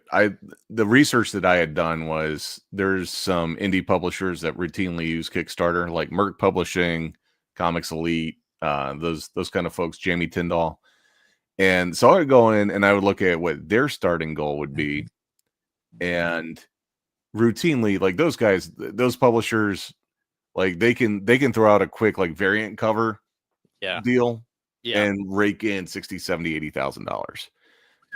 And that's not even on something that's like, here's a new issue. It's like, I'm not saying those companies in particular, but companies like them, right? Anyways. Yeah. But they would put their goal at like 3,000. So my very first one, I think I did like 3,500 or something, maybe somewhere around there, 4,500.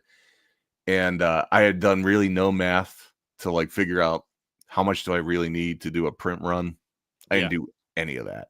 Yeah. I was just like, guess. And I ended up in that goal. It took me a couple weeks. Yeah. But then I did another book where I set the goal to like $1,000 because it's just me making it. Yeah. I'm going to make it regardless if I hit this goal or not. Yeah. And that one and the most recent one, I think I hit within like 12 hours. Oh, wow. You know what it did for me? Nothing. Oh, okay. All right. Did nothing. I guess, I mean, if you set it lower and then you give people more stretch goals, it makes it make it feel like you have more of a chance to get to those stretch goals. Maybe. Yeah. Check this out. $300 goal, $12,000. So it's a 4,000%. Wow. Now, granted, good stylized look. Everyone loves Lovecraft. Yeah. If that's not real, that's got to be AI. Is that real? I don't know. It probably is AI. Who knows? But the art looks good. I mean, it fits sort of the motif they're going for. Yeah. So cool. I have no idea like what kind of budget this guy needed going into this. Yeah. Right. How much did he pay other artists? Was it all him? Did he get covers? Yada yada yada. Yeah. Yep. I mean, it looks good. It's got some variant covers. Yeah, he's got a lot going on, and this is one of those things that, like, there's so many things you almost feel like you need to put into your Kickstarter that it does make it a little bit like daunting to be like, let me put this together all by myself. Have you done one on your own yet? I have not. The sketch card one that I'm planning is going to be the first one, and yeah, I'm kind of like. I'm having panic fear about it. I don't know. I went through the same kind of thing. Have you done one completely on your own, Michael? No, not yet. I think though, like the panic fear, like what is it? Just like concentrate on one thing at a time, right? And then eventually, bam, you're gonna have it, right? So I would say, kind of like what you were doing, Steve. So it's like if you're checking it out, if you're looking at other people, you kind of get like a really good base, right? Yeah. And then like you were saying, it's like, oh yeah, you have to do all the stretch goals. Maybe make the stretch goals stretched out a little bit more. That way you don't really have to, worry about what's next, Yeah. And have essentially like have your, have like prints or have other incentives that you want to go ahead and it would be easy to, accumulate or to make. And that way it wouldn't be really such a big deal until you kind of maybe get a team together or until you kind of get comfortable. And then you realize, oh, hey, you know what? I can do this and let's add more and just kind of build, from small instead of going with the Hail Mary from the get-go. Hail Mary, it's only the first quarter. I'm going for it. Okay. So, yeah. I think what's interesting that you brought up when you're talking there about like the stretch goals, I don't think I see any stretch goals on this one. Yeah, it was just I typically when you see this kind of stuff, that's like at 5,000 you get this, 6,000 this gets unlocked. This is just add-ons, which is interesting. Yeah. And I've actually had it happen several times where someone will sign up at a show. They'll be standing at my booth and they'll scan my QR code, which I usually do something like, if you sign up today, you get a free print or something, right? To kind of help drive the Kickstarter. Hell yeah. The amount of people that are standing there looking on their phone on the app, it doesn't show pictures of the add-ons. So like if you want to do cover A and do that deal for $30 or whatever, but then you want to add on a certain print, at least the last time I did one, you couldn't see any pictures of the add-ons. Yeah, it's just like they're just like option boxes. Yeah. I've seen that I've done that a couple times. So that's just the only time I do Kickstarter is on my phone. I've never actually used the web version of Kickstarter unless I was looking at, doing research. Yeah. So that's this next one I'm trying to plan a little bit better with, like, not having a million add-ons, just making the bundles like, here's the thing. Yeah. I like add-ons because you can turn a 10% gain on X amount. It can be a huge bump, but yeah, especially folks on their phones. Like I can only see what's on an Apple. I don't have an Android phone. Mm-hmm. I don't know anyone I could call up and be like, "Hey, dude, can you look at?" So I don't know. It's all interesting. The big things for me for Kickstarter, number one is you kind of just have to launch a project sooner than later. Yeah. Not necessarily like publish it, but get one started, because all of the heavy lifting is in these little pictures for the like over here on the side where it's got like the different pledge levels. Yeah. Think of it this way. All of those have to be in a certain dimension. So you need to open up a project file. That's going to be your template. Whatever your background's going to look like these guys, it looks like they're doing just like a black and red static kind of background. Yeah, in the picture. Right. Yep. Yeah. But think of it this way. If you're going to have cover A plus stuff for other pledge levels, as soon as you add cover B, if you want to have an A-B combo, you almost have to make that same bundle again with all those books. Mm-hmm. So, and every now and then I'll get someone's like, why didn't you do a cover A plus cover C plus the prints thing? It's like, because it takes time, man. You have to go in. You have to have those pictures already made. So think of it this way. Like I showed you some covers that were on my iPad. Mm-hmm. You can take that, put it on your background, put a little shadow behind it to make it look like it's a book or a print or whatever, right? Give it some depth. Now, anytime you want to add to that bundle, you have to have that picture of that book with that bundle. You don't have to do that, but it makes it a lot easier if you're scrolling on your phone or even on your computer to be like, oh, I get 6 books with this, or I get 2 books and a t-shirt, whatever it is. Yeah. So that's your legwork, man. The very first time I did this, I think I put a solid 40 hours into the campaign of just building it. Because I didn't know what I was doing. Yeah. Yeah. Once you get those templates down, that next one I did, I think probably in about 5 hours, I had the whole thing ready to go. Okay. I probably spent more time editing like a promo video for it than I did typing and moving stuff around. But that's the part where it's like, okay, so they have bookmark add-ons, they have standees, like all this extra stuff. Are you going to do that? Are you going to do versions of it? Are you going to make bundles?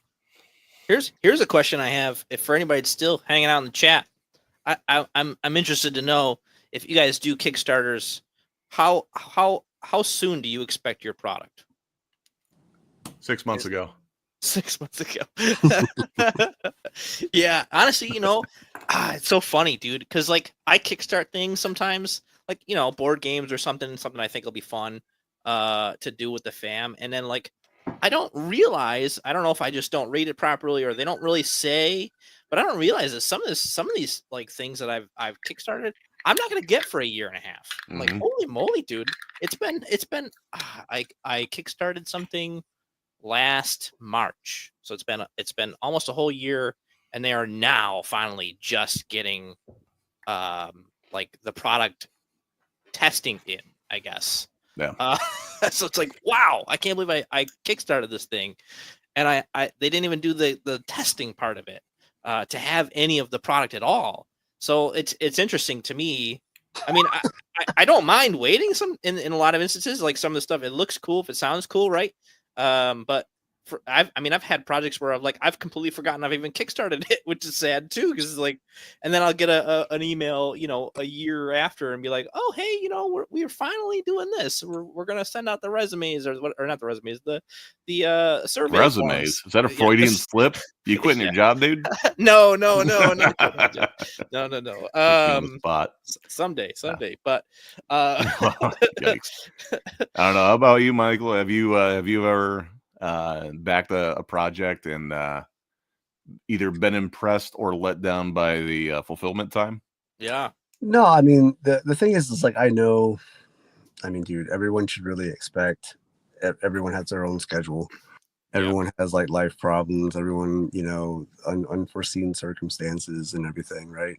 So like I haven't backed anything like,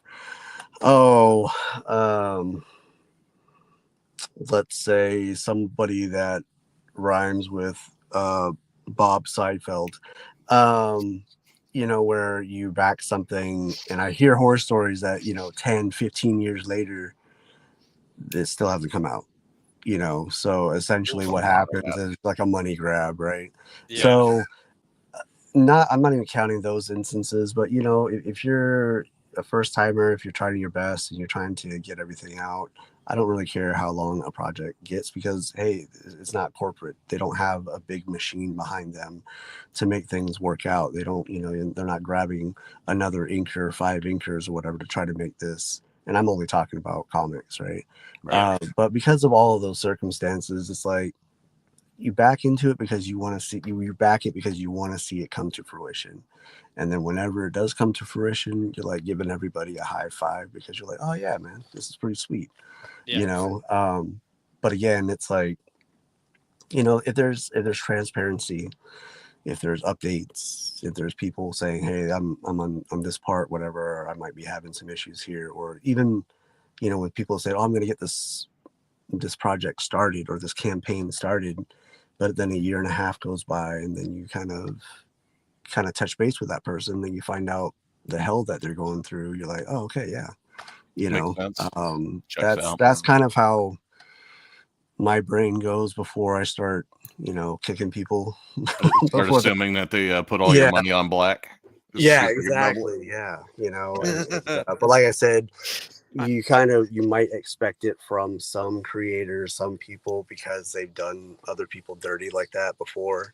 So then it's kind of like, just kind of stay away from, those guys. But for the most part, everybody else, like I said, they're trying their best. So I'll give that to them for sure.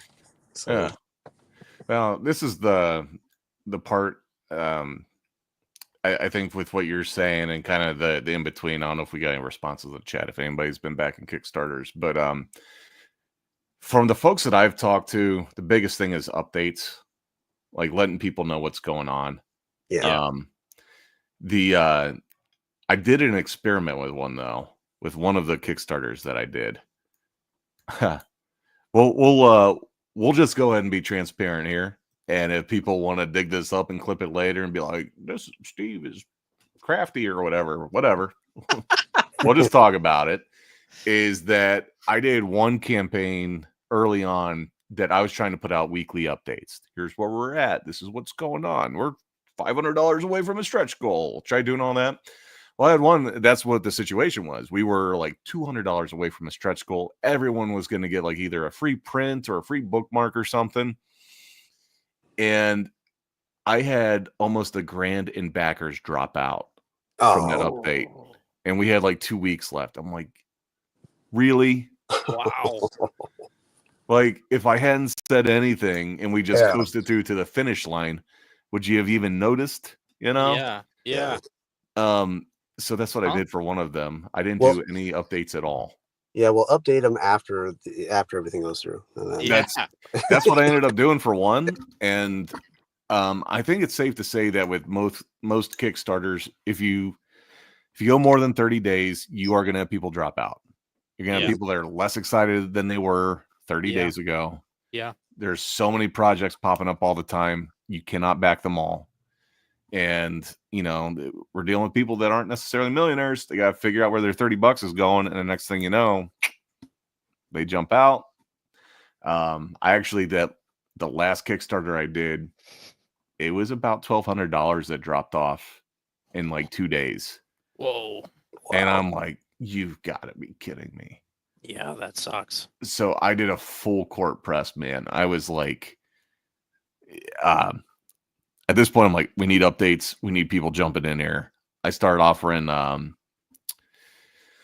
did these blank sketch covers of one of my books, and I was like, hey, I'm going to do like a 24-hour sale. If you want to jump on those, you can get them for $100. Like whatever we got to do to do like commissions on them and stuff. I'm like, whatever we got to do. And I'm proud that I was able to recoup the entirety of that with new backers and stuff. That's killer. And it's like, what if I applied myself to that level the entire campaign? I'd probably burn out a lot of people. But yeah, this is a weird market, a weird thing. I think the longer that you do it and the more projects you put out and people get to know that you're not a scammer, I can trust you. Yeah, it's going to take a few months to get the product. I think that's how you build the audience, man. Yeah.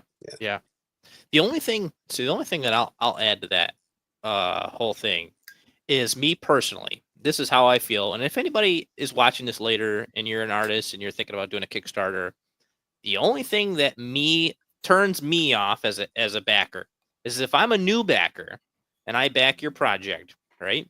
And I backed it, it's finished, the project finished, it succeeded, it met its goal and beyond, and you're working on it, you're sending out updates, but then you're instantly launching another Kickstarter campaign before I've even gotten my comic. To me, that's a no-no. I'm not going to back your next project until I know that I've gotten that piece and what I paid for, because there is so much of that going around. Now, I'm sure some people are diehard fans of that particular artist and they'll do that no matter what, but or if they have a good track record of actually being able to do that, right? Yeah, right. But yeah, again, I mean, right. If you're new and you don't know that, right, and you're like, well, I haven't gotten my comic. Why am I gonna? And your project ends before I'm supposed to even get my comic. How do I know I'm even gonna try to get this? Like, what do I even like the book? You know. So that's what a backer in here is thinking right now. see, no argument right there we go. Yeah. Mm-hmm. Yeah, just waiting on a certain anthology of the noir persuasion. Yep. I had an artist I supported. Nice dude. You know, he's had a lot of work, and I mean, he kind of did that exact thing, right? Like I was like, I have a little extra cash. I can help support, a fellow artist. He's, a good guy. And I did that. And then like, as soon as that project was over, like he was just like, oh, I'm going to start shipments, in a while or no, he's like, they're getting printed now and whatever. But next project ends in a week. And I'm like, what do you mean the next project? The next book is already done and already ready to launch. Like, so it's like, to me, it's like, maybe I would have supported it if you waited a while. Maybe I would have supported it if I had known that the book was good before it ended. There's a lot of that. I mean, but I get it too, right? Like if you're trying to be like DC Comics where you're coming out with a book like every month, right? It's a tough schedule to be on and have everything printed. Oh, you're constantly shipped out. You know what I mean? Yeah, it's a lot. It's a lot of work. So I do get that too. I think most of like the bigger indie publishers shoot for like a quarterly release simply because you're going to take 30 days to run it. Yeah. It's going to take you, by the time you send everything to the printer and it comes back for approval, that takes about a month. And then from there, you can usually get your product pretty quick. Like I started using Mixam. It took me like 3 or 4 weeks to just to get all the books in because they would send it in batches when it was done. So I couldn't even start putting together orders because I only got part of the first batch, part of the second batch. Yeah. So when you boil it down, by the time, if you're a smaller operation, you don't have a warehouse of people like packaging this stuff. It can take a few weeks to, in between shows, travel, your job, whatever it is that you're doing, Yeah, it's going to take about 3 months beginning to end if everything is done, and you just have to get effectively pre-orders. Yeah. That being said, I know some of them are pushing for like 6 or 7 this year. That gives me anxiety just thinking about that for those reasons. Yeah. But I might be pushing that this year. So, quick rundown. Next month, I might launch it sooner just to get the ball rolling. But Alice in Slaughterland comes out. June is going to be Darkseid 2, and then going into, call it August, September, will be Slaughter Dolls 3. I kind of somewhere in between want to do a trading card set. And at the end of the year, I would have to launch it like in October at the absolute latest. I also kind of want to do a calendar. That's 5. And I'm like, I've only done one of these comic books. Darkseid is penciled. Everything else is either in the writing phase or like still up here. So it sounds like you're like really into the horror genre. Is that a fair assessment? Yes, not really. It's I draw a lot of horror stuff. I draw a lot of dark stuff. Yeah. It's more of the just gallows humor, I think. Oh, gotcha. I gotcha. Okay. Yeah. Yeah, because Alice in Slaughterland is actually like a real like cutesy animation style. Okay. So it's kind of like I Hate Fairyland. Kinda, yeah. Yeah. Darkseid is like a Star Wars kind of thing, like sci-fi, but like there's lots of like people getting their head shot and all that kind of stuff. It's Book of Boba Fett if he actually was a badass instead of trying to redeem himself. A clone. No, I'm joking. Yeah. So lots of stuff. Nice. And then Slaughter Dolls again it's just it's more like pinup stuff, but lots of violence, lots of gore, that sort of thing. I did start with a horror book. I actually inked it. It was like 32 pages or something. And I have it inked and I might still release it, but I'm like, this isn't what I want to like make my bread and butter. It got a little too dark in the first one. And it's like, if it's already this dark, where do we go from here? Yeah. But that's the thing with the horror crowd. I mean, when you got movies like Terrifier, like you can go pretty far, and these folks are like, "That's it, come on, give me more." You're like, hey, take it easy with your dopamine hits, bro. Yeah, you got to recheck yourself. There is probably a 7 or 8 year old kid at a show that came up, and I had my original of actually I have it right here. Of Art the Clown, signed by David Howard Thornton. And okay.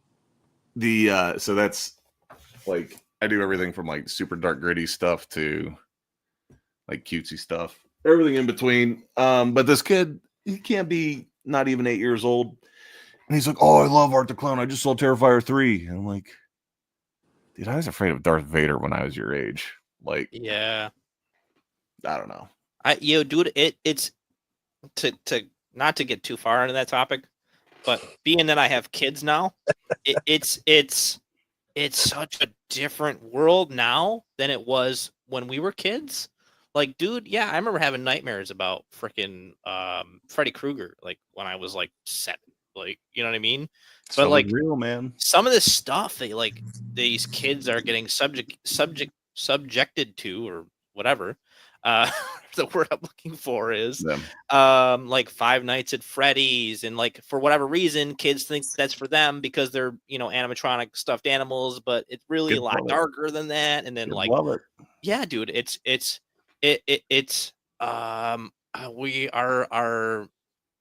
we're there's no like protection it seems like that we used to have when it comes to that kind of stuff. Because I don't know if it's because of YouTube or what it is, but it's tough, man. You ever play Ghosts and Goblins back in the day? Nintendo? No. Mike, you ever play it?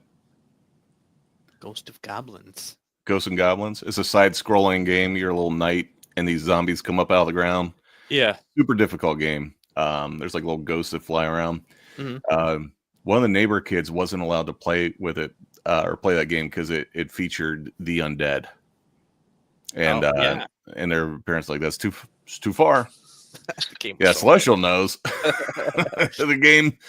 Oh my god, we never even came close, even with a Game Genie. Nice. But yeah, the like you're saying, man, kids now, it's like you can go from 0 to the deepest, darkest end of the deep end. Yeah, dude. In an afternoon. Yeah. Like, and whatever for whatever reason, YouTube is awful at that with their recommendations. Their video recommendations they go from 0 to 100. You can look up Sonic. I kid you not. Like, Sonic. Sonic might be the worst one. Well, yeah, I guess. There's some I know that now. I know that now. Sonic stuff that's... Yeah, I know that now. But like, just looking up Sonic, you'd think you'd get like video games and the cartoons. No, dude. There's like a pit hole that you go down. That like, if you're not paying attention, like there's just I don't know what it is, but then YouTube will continue to recommend that stuff to you. I'm not saying YouTube's bad. I'm just saying that it's we gotta definitely have better controls with our kids and stuff on some of this stuff. It's outrageous. There's just a lot of content out there. Yeah, I don't envy anybody that is raising a kid these days because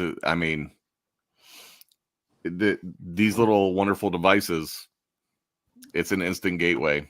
Yep. I mean, when I was a kid, it was probably 5th or 6th grade before kids were joking around about like euphemisms and stuff, Yeah. First kid to find out what a certain act was. It was like the cool kid instantly, Yeah. And we're all like, oh yeah, I know what that is. I go, no. Yeah. Nowadays, then you go ask your parents and you immediately get smacked. Like, what? So just looking for knowledge. I think I could say this on YouTube. So this was probably like 4th, 5th grade, and Hootie and the Blowfish was big back then, right? Uh-huh. They were on the top of the radio charts. You'd hear them all the time. And the cool kids were calling them Hooters and a Blowjob. So nice. We're driving down the road one day. We're going to a family get together, and who comes on the radio? Well, it's Hootie. And me thinking this is my key time to shine as a comedian. Oh my god!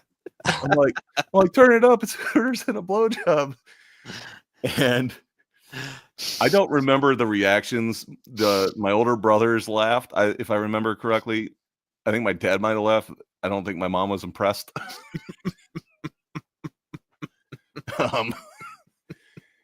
It was not quite the reaction I thought I was gonna get. But yeah. That's funny. Got smacked on the side of the road. Yeah, right. So yeah, I don't know, man. I don't know what you do with all that. Like I said, I don't envy them, and it's like it doesn't even have to be how you parent your kid. It's like they go to soccer practice or they go to whatever. It doesn't even have to be public school. It could be there's kids at church camps that do wild stuff. Like, yeah, it's everywhere. Yeah, this one time at band camp. Oh, you too, man. No. I stayed away from clarinets. Good. I hope so. Yeah. So I don't know, but I am looking forward to getting these Kickstarters going this year. It's like I've already got anxiety about it because I know it's a lot of work. I'm gonna do the one, and I'm having anxiety about it. Like, do you have a Kickstarter account though, right? I do. Yeah. Just start a project, man. Get it opened up and see what file formats you need. Okay. And kind of work backwards from there because it is super confusing. Okay. At first, because it's like when you load it up, it'll have the obvious thing like project name, backstory, place to put like pictures of your campaign and stuff. Which even seeing like what dimensions you need that to be in is super helpful. Okay. So that way you don't like, I'm going to make this banner. Then you get in and it's like, oh, it can only be in this size or this size. But the way that they do it is you pretty much have to list every individual thing that could be an item in one of these reward packages. You have to itemize all of those and then select whether they can be add-ons or not. If you start with that and work backwards to your rewards, okay, your life will be a lot easier. Because once you do your reward, you find out that you have to pick what items are in the reward. Got it. Okay. So if you try to start with your rewards, like, oh shit, I got to come back to this anyways because now I got to go do all the items and add-ons. And right. Yeah, I think I was peeking at some of that stuff, and okay, yep, sounds about right. Yeah, but that also will give you the idea too, like while you're putting it together, do I want to do bookmarks? Do I want to do, like you're doing the sketch card thing? Do you want to try to find some like customized card binders, that sort of thing? Oh yeah. And then the next thing you know, you thought you were ready to start your Kickstarter, and now you're adding on 12 things. That's usually how it goes. Yeah. Okay. So yeah. What else we got on the docket tonight, gentlemen? What else are we talking about? Anyone in the chat have any questions for us while we're hanging out? I think we had one other topic that I was going to bring up. The answer is Mark Silvestri. Mark Silvestri. Okay, yeah, good answer. That's it. Good answer. That's a good answer. He was one of my favorite artists. Yeah. Did you check out the Batman and the Joker Deadly Duo?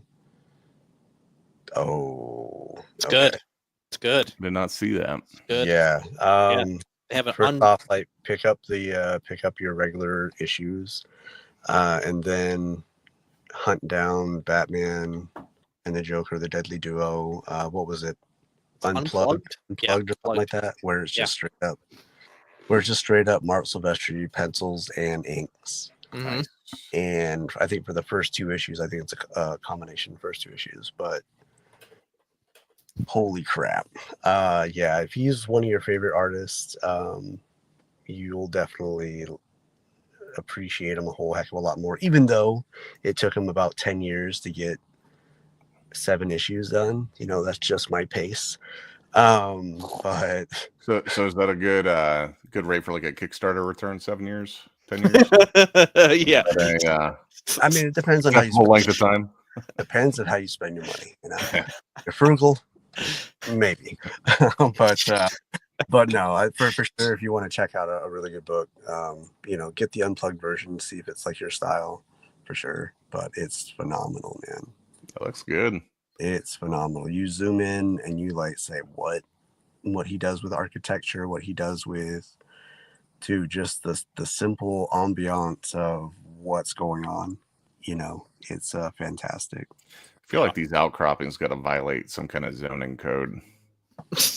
Like this building wants to expand, but he's got to build around that. Like, well, it's Gotham, right? Gotham is, it does make it look very interestingly unique, right? Even though I don't think I don't know how many builders that would do that, but are you discussing reality in a comic book right now?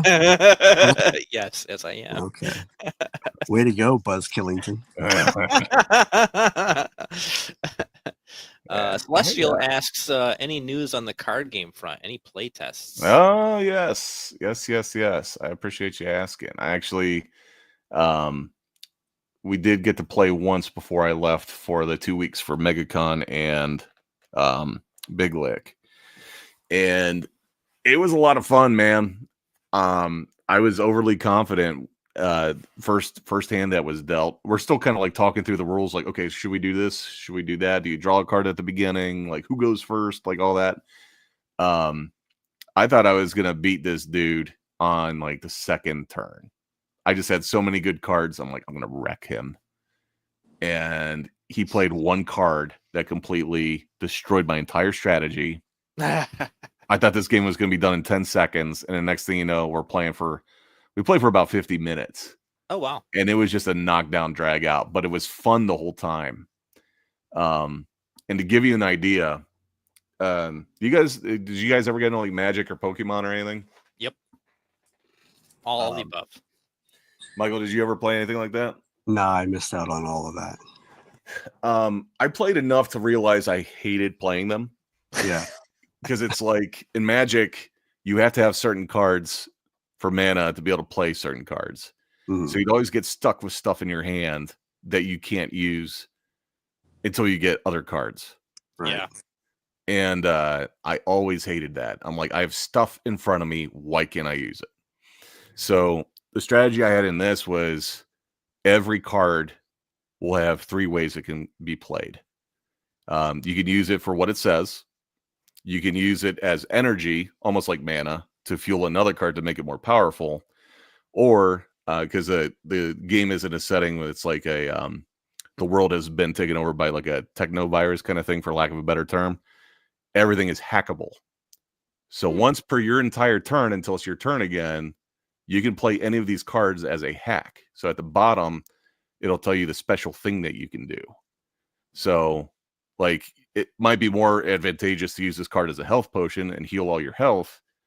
But as a hack, it's not going to be as powerful, but you can instantly heal yourself for 3 hits, whatever. That way, everything has multiple ways it could be played. If you turns out you don't need your health potion, you can use it as energy and make it more valuable, or you could risk it and gamble it to make another spell more powerful.